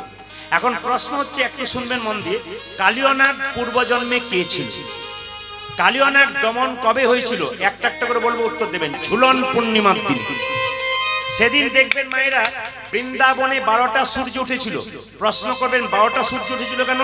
কৃষ্ণ কালীদহের জলে ঝাঁপ দিয়েছে, ঠান্ডায় থরথর করে কাঁপছে। সখারা সূর্যদেবকে ডেকে বলছে, হে সূর্যদেব, আমাদের গোবিন্দ ঠান্ডায় থরথর করে কাঁপছে, তুমি হাজার তুমি একটা নয় বহু হয়ে উদয় হও। সেদিন সূর্যদেব 12টা ভাগে ভাগ হয়ে কৃষ্ণের শরীরে তাপ দিয়েছিল। এইদিকে সেদিন কিন্তু কৃষ্ণ কালীয়নাগকে দমন করেছিল। সেদিন দাদা বলাইয়ের জন্মদিন ছিল। দাদা বলাইয়ের জন্মদিন ছিল। দাদা বলাই থাকবে না জানে? এরা কীর্তন শুনছে, আপনারা কমিটির লোক হয়ে যদি চিৎকার করেন, এরা কীর্তন শুনতে এসছে আপনাদের গ্রামে। এরা বাইরের মানুষ কীর্তন শুনতে এসছে, আপনারা এই যে অবাক ব্যাপার, এরা কীর্তন শুনতে এসছে গাড়ি ভাড়া করে বাইরে থেকে, আপনারা গ্রামের লোক এখানে চিৎকার করছেন। কি শিক্ষা দেবেন আপনারা? এরা কি বলবে আপনাদেরকে যে আমরা কত দূর থেকে এলাম, কি জন্য এসেছি? এই জন্য আপনারা মাথায় রাখবেন, কৃষ্ণ কালীয়নাগকে দমন করেছিল, সেদিন দাদা বলাইয়ের জন্মদিন ছিল। দাদা বলাই যদি সেদিন যায়, তাহলে কৃষ্ণ কালীয়নাগকে দমন করতে পারবে না। আচ্ছা মায়েরা, সাপেদের মাথায় একটা চক্র থাকে না? জোরে বলুন। হ্যাঁ না? এস চিহ্ন থাকে, থাকে না? উল্টো এস। আসলে এটা কি বলুন তো? কৃষ্ণের চরণ চিহ্ন। আচ্ছা, সাপের জিভ দেখেছেন? জোরে বলুন। হ্যাঁ না? আচ্ছা, কাটা না গোটা? হাত দিয়ে দেখেছেন? একবার দেখবেন হাত দিয়ে গিয়ে। তো সাপের জিভটা কাটা কেন জেনে নিন। গরুর তার মায়ের দাসিত্ব মোচন করবার জন্য স্বর্গ থেকে অমৃত এনে বৃন্দাবনে কদম গাছের উপরে রেখেছিল। আর সাপগুলো মনে মনে ভাবছিল, যদি একটুখানি মাটিতে পড়ে গেছে, ঘাসের মধ্যে চাটাচাটি শুরু করেছে, আর সঙ্গে সঙ্গে মনে মনে ভাবছে, চাটতে চাটতে যদি একটু অমৃত পেয়ে যায় অমর হয়ে যাব। কিন্তু অমৃত পায় নাই, উল্টো হলো। এরকা ঘাস ছিল, মানে কুশ ঘাস। চাটতে চাটতে জিভটা দুটুকরো হয়ে গেল। তখন থেকে সাপেদের জিভ দুটুকরো। আমি কিন্তু একটা একটা করে তত্ত্বগুলো বোঝাচ্ছি, আপনার মন দিয়ে শুনবেন। সেদিন দাদা বলরামের জন্মদিন ছিল, অপরাধ নেবেন না। আপনারা বাঁকুড়া জেলার বহুজন কীর্তন শুনতে এসছেন। একজন বলুন তো, যেখানে হরিবাসর হবে সেখানে কীর্তন হবে, আপনাদের ইউনিফর্মটা ঠিক রাখবেন। বাচ্চা ছেলে স্কুলে যায়, তার ইউনিফর্ম থাকে। পুলিশ পরে থাকে, তার ইউনিফর্ম থাকে। আপনারা অন্তত লুঙ্গি পরে কীর্তন শুনতে আসবেন না, এটা বারবার নিবেদন রইল। যে কোনো হরিবাসরে লুঙ্গি অন্তত পরবেন না। লুঙ্গি পরা হিন্দুদের নয়। তাই লুঙ্গি পড়লেই দেখবেন কীর্তনের ভক্তিটা নষ্ট হয়ে যায়। কেন বলুন তো? ও লুঙ্গি পড়লেই রাস্তা গোটাবে। না না, এনাকে দেখে বলি নাকি, অন্যজনকে দেখে বলছি। এইদিকে এখন কথা হচ্ছে কি, হরিবাসর যেখানে হবে লুঙ্গি পরবেন না। কেন পরবেন? আপনি একটা ধুতি পরুন, প্যান্ট শার্ট পরুন, কোনো অসুবিধা নেই, কিন্তু লুঙ্গি আপনি পরবেন না। কেন? লুঙ্গি পরলেই দেখতে অসভ্য লাগবে, এবং লুঙ্গি পরলেই নিজেকে খুব ছোট মনে হবে, পাশের জনের ভক্তি নষ্ট হয়ে যাবে। এই জন্য আপনাদের বলি, কালীয়নাগ পূর্বজন্মে কে ছিল একটু জেনে নিন। রাজা ছিল। তা রাজা হয়ে কেন সাপ হলো একটু জেনে নিন। কালীয়নাগ চন্দ্রধ্বজ রাজা ছিল, তার একবার পেটে যন্ত্রণা হয়েছিল, কেউ ভালো করতে পারছে না। একজন বলল, রাজা তোমার পেটের যন্ত্রণা ভালো করবে একটা উপায় আছে। বলে কি? তুমি যে রাজবাড়িতে বাস করো তার পেছন দিকে একটা সরোবর আছে, ওই সরোবরে একটা রাজহাঁস খেলা করছে। ওই রাজহাঁসটাকে ধরে এনে তার পিত্তটাকে যদি খেতে পারো, তাহলে তোমার রোগ ভালো হয়ে যেতে পারে। তো মায়েরা, রাজহাঁসটাকে যখন ধরে আনা হলো, রাজহাঁস কেঁদে কেঁদে বলল, আমাকে না মেরে যদি আপনার পেটের যন্ত্রণা ভালো হয় আমি বলবো উপায়। বলে হ্যাঁ। না, যে সরোবর থেকে আমাকে ধরে আনলে সেই সরোবরের উত্তর দিকে একটা গাছের উপরে এক মুনি ঋষি বসে আছে, তার চরণ ধোয়া জল পান করলে তোমার পেটের যন্ত্রণা ভালো হবে। রাজা বলে কথা, সোনার পাত্র নিয়ে গিয়ে, এই যে মণিবর, তোমার ডান পাটা এগিয়ে দাও। ডান পাটা এগিয়ে দিল, পুঁজ আর রক্ত। ছি, এই জল আমি পান করবো না। সঙ্গে সঙ্গে বলো, এই যে মণিবর, তোমার বাঁ পাটা এগিয়ে দাও। পুঁজ রক্ত তো রয়েছে, তার সঙ্গে ছোট ছোট পোকা কিলবিল কিলবিল করছে। মনে মনে ভাবলো, এই জল তো আমি পান করতে পারবো না। কিন্তু এই জল কি করলো? মাথায় করে নিয়ে এলো। চন্দ্রধ্বজ রাজা ওই মুনির চরণ ধোয়া জল পান করতে পারলো না, কিন্তু মাথায় করে আনলো। সঙ্গে সঙ্গে তার স্ত্রী দুজন ছিল চন্দ্ররাজের, তারা কি বললো, এই যে জলটা পান করতে পারো নি, আমাদের দিয়ে দাও। দুজন স্ত্রী যখন পান করলো, তখন সেই মুনি ছুটে এসে বললো, রাজা এ তুমি কি করেছো? আমার চরণ ধোয়া জলকে তুমি অপমান করলে, আমি তোমাকে অভিশাপ দিলাম, তুমি যেহেতু খল প্রবৃত্তি করেছো, তোমার খল বংশে জন্ম হোক, তুমি হবে কালিও না। চন্দ্রধ্বজ রাজা কেঁদে কেঁদে বললো, হে মনিবর, হে মনিব, অভিশাপে যদি দিলে আমায় সাপে কোলে জন্ম হো, আশীর্বাদ দাও, আশীর্বাদ যেন গোবিন্দের চরণ লাভে করিতে পারে। মায়েরা আশীর্বাদ করো যেন গোবিন্দের চরণ লাভ করতে। এই দিয়ে দেখালে মুনির আশীর্বাদ লেগে যায়, মুনির অভিশাপ লেগে যায়। মুনি বলে উঠলো, ঠিক আছে, তুমি যে তোমার চরণ ধোয়া জল মাথায় করে এনেছো, একদিন তোমাকে আশীর্বাদ করলাম তুমি কালিয়ানাগ সাপ হবে, কিন্তু তোমার মাথায় কৃষ্ণের নৃত্য হবে। ও মায়েরা, ওই জন্য কালিয়ানাগের মাথায় কৃষ্ণের নৃত্য হয়েছিল। ওই জন্য দেখবেন যে সাপের চক্রটা থাকে, ওটা কৃষ্ণের চরণ চিহ্ন, আগেই বললাম। এই হলো চন্দ্রধ্বজ রাজা, তার স্ত্রী দুজন সতী নারী ছিল। একটু অপরাধ নেবেন না, আপনারা বলবেন মায়েরা, সতী নারীর কটা পতি থাকে? চন্দ্রধ্বজ রাজা সতী নারী ছিল, তার স্ত্রী দুজন। সতী নারীর কটা পতি থাকে একজন বলতে পারবেন? একটা, দুটো না পাঁচটা? যদি বলুন।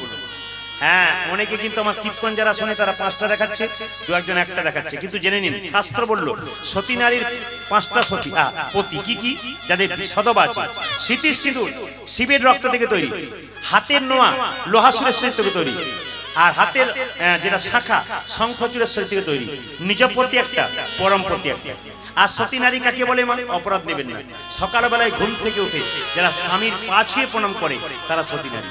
আপনারা এতজন এসছেন, তারা সকালবেলায় স্বামীকে প্রণাম করেন? হাত দাদারা ভাবছে এতদিন পরে আপনি আমাদের হয়েই বলবেন।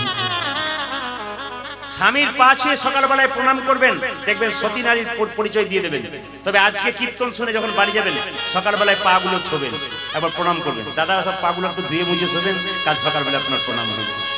আসলে শুনে রাখুন, শাস্ত্র কি বললো, এটা আমি বলি নাই, বিষ্ণুপ্রিয়া বলেছে।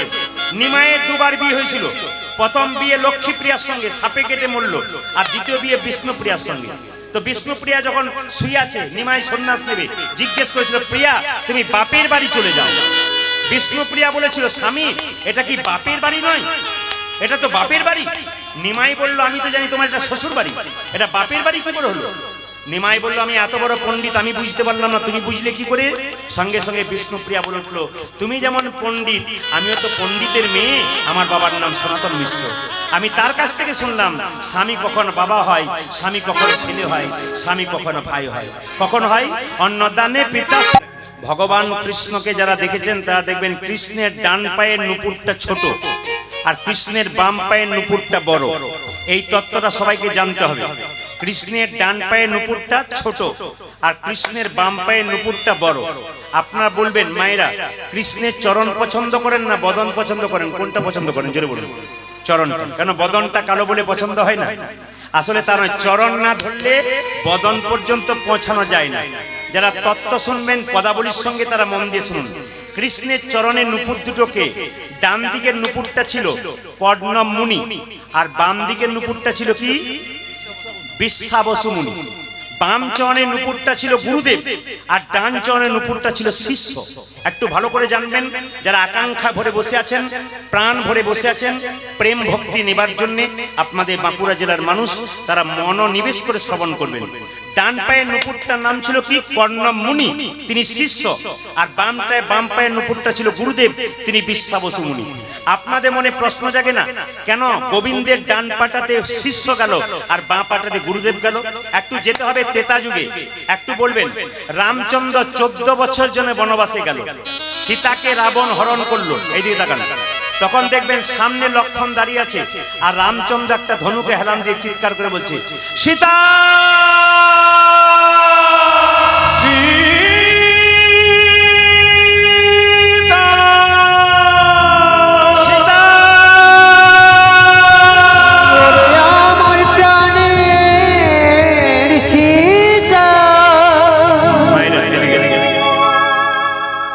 রামের চোখ থেকে জল পড়ছে, মাটিতে রক্ত। রামের চোখ থেকে জল পড়ছে, মাটিতে রক্ত। জিজ্ঞেস করছে লক্ষণ, দাদা তোমার চোখে জল, মাটিতে রক্ত কেন? আমি আগেই বলেছি আপনাদের, রামচন্দ্র কিন্তু ধনুকে হেলান দিয়েছিল, সীতাস্তা বলে কাঁদছিল, লক্ষণ দাঁড়িয়ে আছে, চোখ থেকে জল পড়ছে, চোখে জল, মাটিতে রক্ত। লক্ষণ জিজ্ঞেস করছে, দাদা মাটিতে রক্ত, চোখে জল কেন? রামচন্দ্র তাড়াতাড়ি হাত দিয়ে দেখলো, হ্যাঁ ঠিকই তো বলেছিস রে, আমার চোখে জল, মাটিতে রক্ত কেন?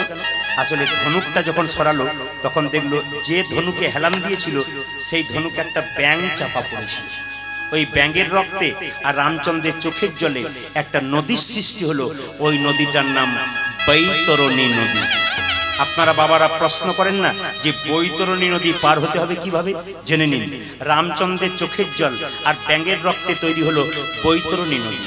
রামচন্দ্র ব্যাঙটাকে হাতে নিয়ে বলল, হ্যাঁ রে ব্যাঙ, তোকে যখন চাপা দিলাম তখন চিৎকার করলি না কেন বাবা, তোর তো মৃত্যু হতো না? ব্যাঙটা কেঁদে কেঁদে বলছে, প্রভু বিপদে পড়লে সবাই ভগবানকে ডাকে, স্বয়ং ভগবান যদি মারে তাহলে আর কাকে ডাকবো? বিপদে পড়লে সবাই ভগবানকে ডাকে, স্বয়ং ভগবান যদি মারে তবে আর কাকে ডাকবো? কে তুই? আমি ছিলাম কর্ণব মুনি। ব্যাঙ কেন হলি? গুরু অভিশাপ। গুরুদেবের অভিশাপ মানে বুঝতে পারলাম না। আমার গুরুদেবের নাম ছিল বিশ্বাবসু মুনি।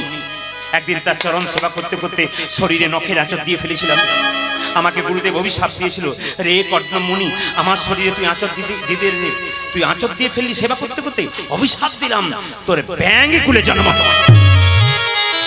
সেই দিনে কেঁদে কেঁদে বলেছিলাম, হে গুরুদেব, হে গুরুদেব, অভিশাপে যদি দিলে আমায় ব্যাঙ কুলে জন্ম হয়, ব্যাকুলে জনম হয়, আশীর্বাদ দাও যেন গোবিন্দের চরণ লাভ করতে চরণ লাভ করিতে পারে। বাবা, প্রকৃত বৈষ্ণবের আশীর্বাদ যদি কারো মাথায় একবার লেগে যায়, দেখবেন জীবন সুন্দর। ওই জন্য যারা কীর্তন শুনতে বসবেন, আমি বারবার বলবো ভক্তের পাশে বসে শুনবেন। এই যে পাশে ভক্ত রয়েছে, এইদিকে ডান দিকে ভক্ত রয়েছে, ভক্তের পাশে বসে কীর্তন শুনলে কেন জানেন? ভক্তের যে ভক্তিতে হাত উঠে যায়, আপনি পাশে বসলে আপনার হাত উঠে যাবে। আর অভক্তের পাশে বসবেন তো দেখবেন ও এদিক ওদিক তাকাবে, আপনারও মনে হবে এদিক ওদিক তাকাবে। এই জন্য ভক্ত যারা হয় তাদের পাশে বসে কীর্তন শুনতে হয়, ভক্ত যারা হয় তাদের পাশে বসে প্রসাদ পেতে হয়। কেন? ওনারা কিভাবে প্রসাদ পাচ্ছেন ওটা শিখে নিতে পারবেন। এই জন্য অভক্তের পাশে কীর্তন শুনতে নাই, ভক্তদের পাশে কীর্তন শুনতে। কেন? ভক্ত শক্ত পাথরের মতো, ও যতই হেলান দেন ও নড়বে না। আর যেগুলো শুকনো পাতার মতো, ও হাওয়া দিলেই উঠবে। ওদের পাশে বসলে আপনি একটু ডলে যেতে পারেন। এই জন্য লক্ষ্য করুন, সবাই লক্ষ্য করুন। যে না বললো তুই কর্ণব মুনি, বলে হ্যাঁ তুই ব্যাঙ হলি, বলছে হ্যাঁ আমাকে অভিশাপ দিল তোর ব্যাঙ কুলে জন্ম হোক। আমি সেদিন বললাম অভিশাপ যদি দিলে ব্যাঙ কুলে জন্ম হোক, মৃত্যুরে যেন আমার ভগবানের চরণে হয়। রামচন্দ্র বললো আমি জানি তুই মরবি, তোর গুরুদেবে যেমন অভিশাপ দিয়েছে ব্যাঙ কুলে জন্ম হোক, আশীর্বাদ দিয়েছে তোর মৃত্যুটা ভগবানের চরণে হবে। তা অভিশাপ যখন দিয়েছে, এই দেখ শুনে রাখ, বলে কি তোর মৃত্যুটা আমার চরণ তলে হবে, তুই শেষ ইচ্ছা কি চাস? ব্যাঙটা কেঁদে কেঁদে বলল, ওগো প্রভু আশীর্বাদ যদি ক্যামেরা করছিস আর কেন ফোন করছিস রে বারবার জোরে জোরে? এদিকে মায়েরা লক্ষ্য করুন, যদি ব্যাঙ কুলে জন্ম হলো, মৃত্যুটা ভগবানের চরণ তলে, তোর তো মৃত্যু হবে, বল তুই মৃত্যুর আগে কি চাস? আমার গুরুদেব যেন তোমার চরণে জায়গা। ওরে তোকে যখন তুই যখন গুরুর এত বড় জিনিস চাইলি, আমি তোকে আশীর্বাদ করলাম আগামী দাপর আমি কৃষ্ণ হব, আর তুই হবি আমার ডান পায়ের নুপুর, আর তোর গুরুদেব হবে আমার বাঁ পায়ের নুপুর। ওই জন্য ডান পায়ের নুপুরটা ছোট হয়ে গেল কেন? শিষ্য। আর বাঁ পায়ের নুপুরটা একটু বড় হয়ে গেল কেন? তিনি হলেন গুরুদেব। এই জন্য একাদশী করবেন। কর্ণব মুনি মা যশোদার গুরুদেবের নাম একাদশী করেছে। এ যশোদে, আজকে আমি একাদশী করেছি, আজ তোর বাড়িতে পারণ করব। পারণ মানে বুঝেছেন? একাদশী পরে পারণ হয়। তখন যশোমতী বলছে চিন্তা নেই গুরুদেব, আমি আপনাকে চাল ডাল দিচ্ছি, আমি রান্না বান্না করে দিচ্ছি, আপনি বসে বসে খাবেন। আচ্ছা লক্ষ্য করুন মায়েরা, ছোট্ট গোপাল তখন উঠোনে খেলা করছিল, চিৎকার করে বলে উঠলো, এ যশোদে, আমি তোদের হাতে খাবো না। কে বললো? গুরুদেব। তোদের হাতে খাবো না কেন? তোরা হলি গোয়ালিনীর জাতি, তোদের হাতে খেলে হবে আমার ক্ষতি। কৃষ্ণ তখন উঠোনে খেলা করছিল, মনে মনে ভাবছিল তুমি কোন জাতির বিচার করছো, আমি কোন জাতিতে এসেছি তোমাকে প্রমাণ দিয়ে দেবো। মায়েরা লক্ষ্য করুন, যশোমতী গুরুদেবকে চাল ডাল দিলেন, অন্ন ব্যঞ্জন তৈরি করলেন। যারা ভক্ত মানুষ হয় তারা যখন অন্ন সেবা করে, আমার দিকে তাকান, তখন কপালে ঠেকিলে শ্রীমধুসূদন শ্রীমধুসূদন বলে। এখন গুরুদেব যেই না কপালে ঠেকিয়ে শ্রীমধুসূদন বলে অন্নটা মুখে দিতে যাচ্ছে, অমনি পেছন থেকে ছোট্ট গোপাল এসে হামাগুড়ি দিয়ে চপ চপ শব্দে ভাতগুলো খেতে শুরু করেছে। এ যশোদে, দেখ দেখ আমার ভাতগুলো সব খেয়ে নিল রে। যশোমতী সঙ্গে সঙ্গে দেখলো আমার গোপাল খেয়ে নিচ্ছে ভাতগুলো। গুরুদেবে জিজ্ঞাসা করলো, গোপালকে তুই এলি কেন, তোকে কে ডাকলো? ভগবান বলল, ভক্ত যদি নিবেদন করার সময় আমায় ডাকে, আমি কি না এসে থাকতে পারি? ও আমায় ডাকলো কেন? জেনে বসে ডাকলো কেন? সঙ্গে সঙ্গে ভগবানের কি করলো জানেন? কানে ধরে যশোমতী এক থাপ্পড় মারলো এই গালে, এক থাপ্পড় মারলো এই গালে। কৃষ্ণ একবার কাঁদলো, কৃষ্ণ একবার হাসলো। হাসলো আর কাঁদলো কেন? কাঁদলো এই জন্যে, তুমি লোকের কাছে বলে বেড়াও 7টা নাই 5টা নাই, আমি তোমার একটি মাত্র গোপাল, তুমি আমায় মারলে, এই জন্যে কাঁদছে। আর হাসছে কেন জানেন?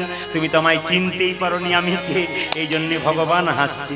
যশোমতী বলল, চিন্তা নাই গুরুদেব, বন্দি করে রাখবো আমার কাঁচা সোনা, আমার গোপাল তোমার কাছে আসবে না। গোপালকে ধরে নিয়ে গিয়ে বাড়ির ভেতরে ঢুকিয়ে যেই না দড়ি দিয়ে বাঁধছে, গোপালকে বাঁধতে বাঁধতে গিঁট দিতে গিয়ে 2 আঙুল কম পড়ে যাচ্ছে। কৃষ্ণ মনে মনে ভাবছে, মা গো, এ জগতে কেউ আমায় দড়ি দিয়ে বাঁধতে পারে না। যদি কোনো ভক্ত প্রেমের দড়ি দিয়ে বাঁধে, একমাত্র তার প্রেমের দড়িতে আমি বাঁধা পড়ে যাই। তা সঙ্গে সঙ্গে যেই না 2 আঙুল কম পড়েছে, যশোমতী রেগে বললো, দাঁড়া তোকে দেখাচ্ছি মজা। দরজার ভেতরে রেখে শেকলটা দিয়ে ব্যাস, ও গুরুদেব, বন্দি করে রেখেছে আমার কাঁচা সোনা, আমার গোপাল তোমার কাছে আসবে না। ওই দেখো দরজায় খিল দিয়ে দিলাম, শেকল দিয়ে দিলাম। যে না শেকল দিয়ে দিয়েছে, গুরুদেবকে আবার চাল ডাল দিয়েছি। গুরুদেব চাল ডাল দিয়ে অন্ন ব্যঞ্জন তৈরি করে শ্রীমধুসূদন বলে আবার যে না খেতে যাবে, কোথা থেকে গোপাল এসে আবার খেতে শুরু করেছে। যশোমতী রান্নাশালে রান্না করছে, জিজ্ঞাসা করছে, ও গুরুদেব তুমি কি বলছো? বলে, দেখ দেখ তোর গোপাল আবার এসেছে, আমার গোপাল আবার এসেছে। বলে, হ্যাঁ হ্যাঁ। যশোমতী এসে দেখলো সত্যিই তো, একটা গোপালকে বাড়ির ভেতরে রেখেছি, একটা গোপাল বাইরে বসে বসে ভাত খাচ্ছে। গুরুদেবে কেঁদে কেঁদে বলছে, যশোমতী রে, এতদিন সংসার ত্যাগ করে ঘুরে বেড়ালাম গোবিন্দ পাবার জন্যে, কোনোদিন পেলাম না। ওরে যশোমতী রে, তুই দরজাটা একবার খোল। যে না দরজাটা খুলেছে, কি দেখলো? এই যে ঘরে গোপাল, বাইরে মা যশোদা যখন জানতে পারলো আমার গোপাল ঝাঁপ দিয়েছে, আপনাদের সামনে ছোট্ট নিবেদন রাখি, যে যেখানে বসে আছেন প্রেম সে এই কথাগুলো মন দিয়ে শুনবেন। আজকে আমার সবচাইতে ভালো লাগছে চামকড়া গ্রামে এত এত ভক্তের আসর, মায়েরা তো একবার স্টিল বসে আছে, দাদা ভাইরা স্থির বসে আছেন।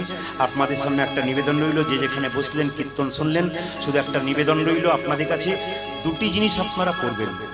কৃষ্ণকে ভজন করুন আর না করুন, দেবদেবীকে ভজন করুন আর না করুন, 2টো দেবদেবীকে আপনারা ভজন করবেন। এই যে কাকে কাকে? একটি বাবা, একটি মা।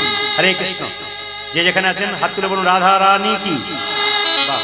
শুনবার জন্য প্রস্তুত? একটি মা, একটি বাবা। বাবা হলো বাড়ির ছাদ, আর মা হলো খুঁটি। সেই 2টো যেদিন চলে যাবে, সেদিন বুঝবেন সংসারে সবকিছু শেষ হয়ে যাবে। এখানে যে বৃদ্ধ বাবারা কীর্তন শুনতে এসছে, তাদের ছেলেদেরকে বারবার অনুরোধ রাখবো, যদি কৃষ্ণকে ভালোবাসেন তাহলে সুদামাকে কৃষ্ণ বলেছেন, সুদামা এই জগতে 3 রকমের গুরু আছে। প্রথম গুরু পিতামাতা, যার থেকে জন্ম পেলাম, সে যদি কাঁদে, কৃষ্ণের কৃপা তুই কোনোদিন পাবি না। এই জন্য যারা কীর্তন শুনছেন, হরিনাম শুনছেন, হাততালি দিচ্ছেন, কিন্তু মা বাবা খাবার জন্য কেঁদে কেঁদে বেড়াচ্ছে, তার কীর্তন শোনাটা গোটাটাই বেকার হয়ে গেল। এই বলবো, বাচ্চাদের শব্দ বন্ধ করুন, একবারে শব্দ বন্ধ। মা বাবাকে ভালোবাসতে হয়।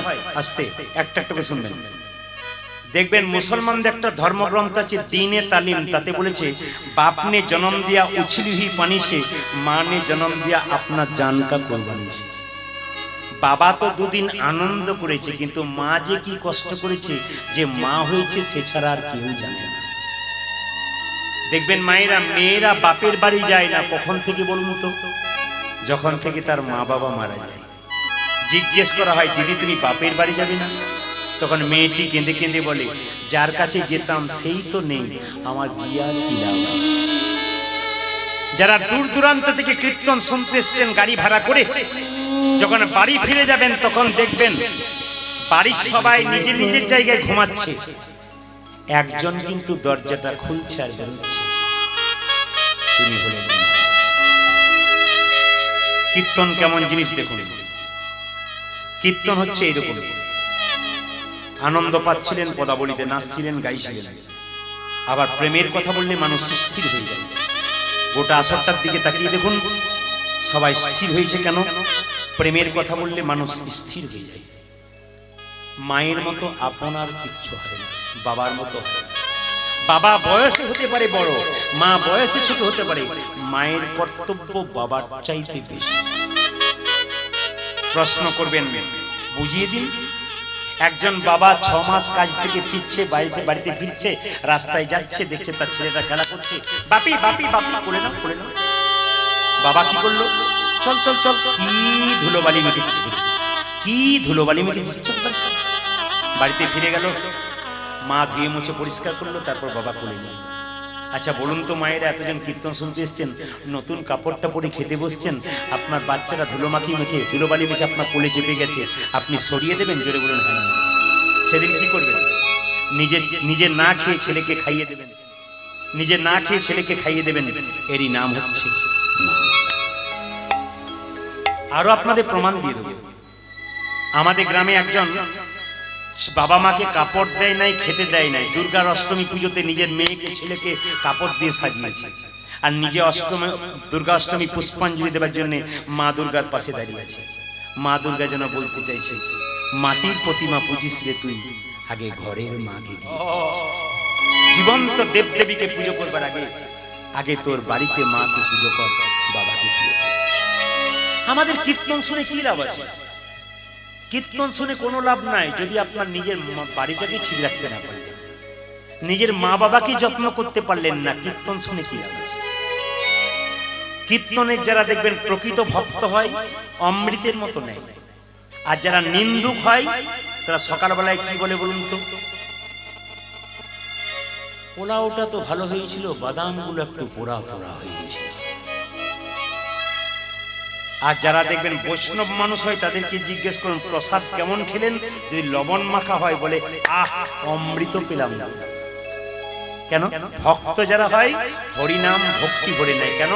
আমি তো এখন এখানে সেই 9:30 থেকে ওর আরম্ভ করেছে, আমি এখন বাড়িতে চললো প্রায় 1:45, কিন্তু আমি দেখতে পাচ্ছি আপনারা যারা স্টিল বসে আছেন শেষ থেকে এখন পর্যন্ত, যারা গাছতলায় বসে আছেন একবারে মন্দিরের কাছে একই রকম বসে আছেন, এদেরকেও দেখতে পাচ্ছি পাকা কোনগুলো কাঁচা কোনগুলো। পাকা যারা হয় তারা তো গোবিন্দ সেবায় লাগে, কাঁচা যারা হয় তারা তো অর্ধেক সময় ঝরে পড়ে, রাখাল বাগালে খায়, আবার গুটিতেও ঝরে পড়ে, কিন্তু পাকা যারা হয় তারা থেকে যায়। আজকে অগণিত ভক্তের আগমন হয়েছে, অগণিত ভক্ত বসে আছে। এবার ধরুন 2-4টা তো ধানের মধ্যে ভুসি থাকবে, আগরা নিতাই করে গেল, আগরা তো ঝাললে পড়বে। কারণ এখানে কয়েকদিন আগে কৃষ্ণবাবু গান করছিল, তো একজন বলল শেষে দেখলাম 40টা লোক বসে আছে। না বলছেন, আজকে আপনারা দেখতে পাচ্ছেন হাজার হাজার মায়েরা, হাজার হাজার বাবারা বসে আছেন। শুধু একটা কথা আপনাদের বলতে চাই, একটু মন দিয়ে শুনুন, মাকে কেউ কাঁদাবে না। একটা মায়ের পেটে একটা বাচ্চা 10 মাস 10 দিন জায়গা হয়, সেই ছেলে কলকাতায় গিয়ে ফ্ল্যাট কেনে, মা বাবার একদিনের জন্য জায়গা হয়। কিসের শিক্ষা? কি শিক্ষা পেলেন আপনি? আপনি যদি কাউকে কাঁদান তবে আপনিও কাঁদবার জন্য তৈরি হয়ে থাকুন। একটা সুন্দর কথা শুনে নিন। স্বামী যখন বাইরে যাচ্ছে, স্ত্রী বলছে 1 থলে হাট এনো, মেয়ে বলছে ঘড়িটা এনো, ছেলে বলছে মোবাইলটা এনো, একজন দরজার সামনে বলছে সাবধানে যাস, সাবধানে যাস, আর সময় মতো খাস। একথা বলে কি বলুন তো? একমাত্র মা ছাড়া কেউ নাই। এই জন্য বাবা নিবেদন রইল আপনাদের, আপনি যদি কাউকে কাঁদান তবে তৈরি হয়ে থাকবেন কাঁদবার জন্য। মায়েদেরকে একটা দামি কথা বলতে চাই, মেয়েদের 2টো কুল রক্ষা করতে হয়, একটা বাপের কুল, একটা শ্বশুর কুল। যদি কোনো মেয়ে সংসারে খারাপ ব্যবহার করে, পাড়া প্রতিবেশী বলে ওই মেয়েটা তো খারাপ কেন বলতো, ওর বাবার বংশটা ভালো নয়। আর যদি কোনো মেয়ে ভালো ব্যবহার করে, পাড়া প্রতিবেশী আড়ালে বলতে থাকে মেয়েটা ভালো কেন বলতো, আসলে ওর বাবার বংশটা ভালো। যদি আপনার বাবার বংশটা আপনি ভালো রাখতে চান তবে নিজেকে আপনি ভালো করুন, সংসার সুন্দর। মেয়েরা তো গাছের গোড়া, যত গাছের গোড়া যত ভালো হবে, গাছে ফুল ফল হবে। সংসারের গোড়া তো আপনারা ভালো থাকলে আপনাদের সংসার তো সুন্দর হবে।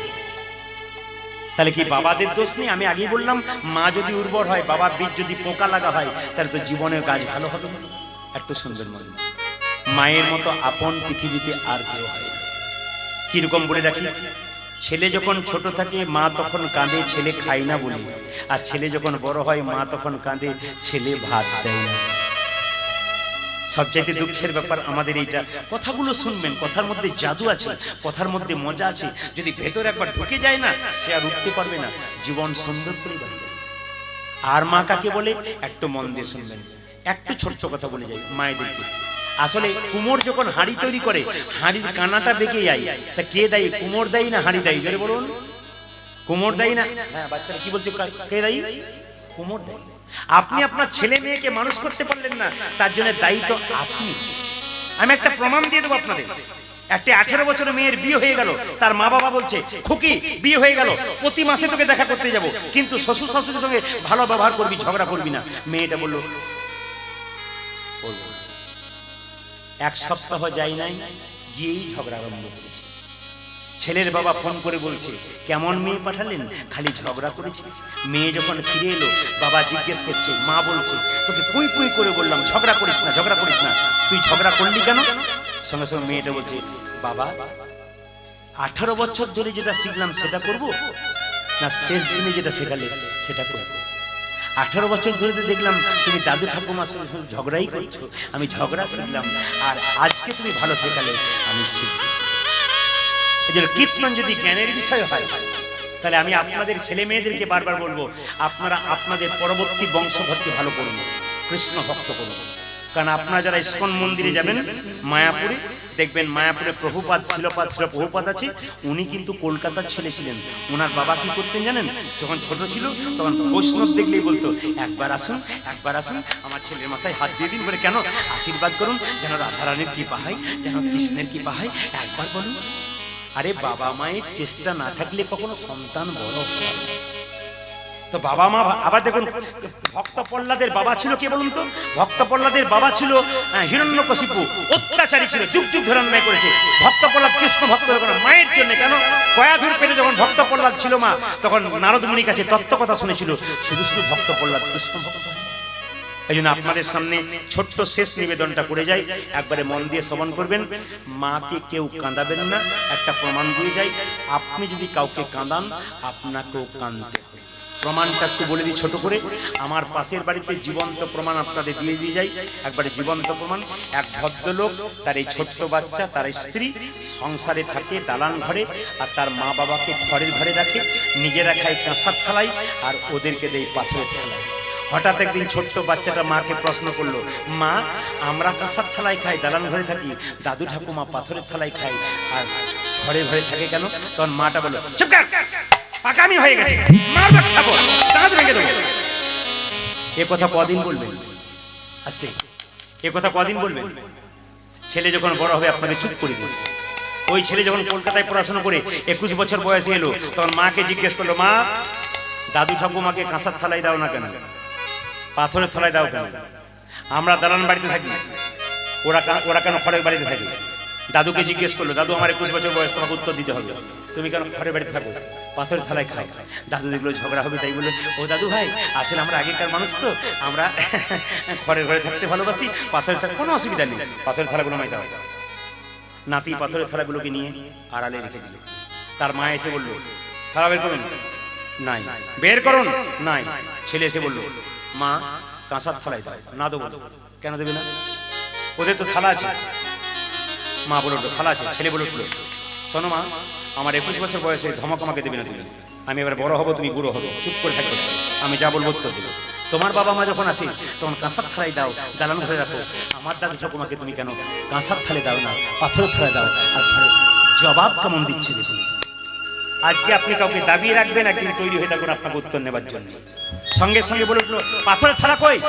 ছেলে বললো, আমি রেখে দিয়েছি। কেন?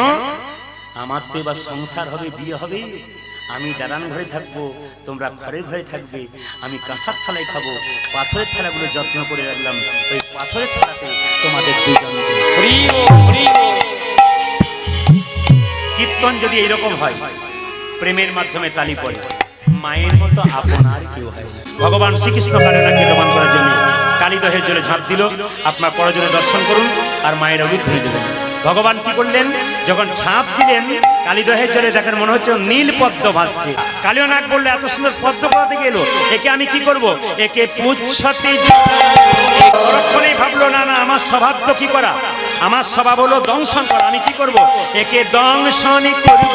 কৃষ্ণঙ্গে কালীনাগ হানিছে দংশন, হানিছে দংশন, পাষাণ সমান কৃষ্ণ হইল তখন। সবাই উলুধ্বনি ধরে দেবেন। ভগবান শ্রীকৃষ্ণ কালীনাগের মাথায় চেপেছে কিভাবে, ওগো ফনাতে ফনাতে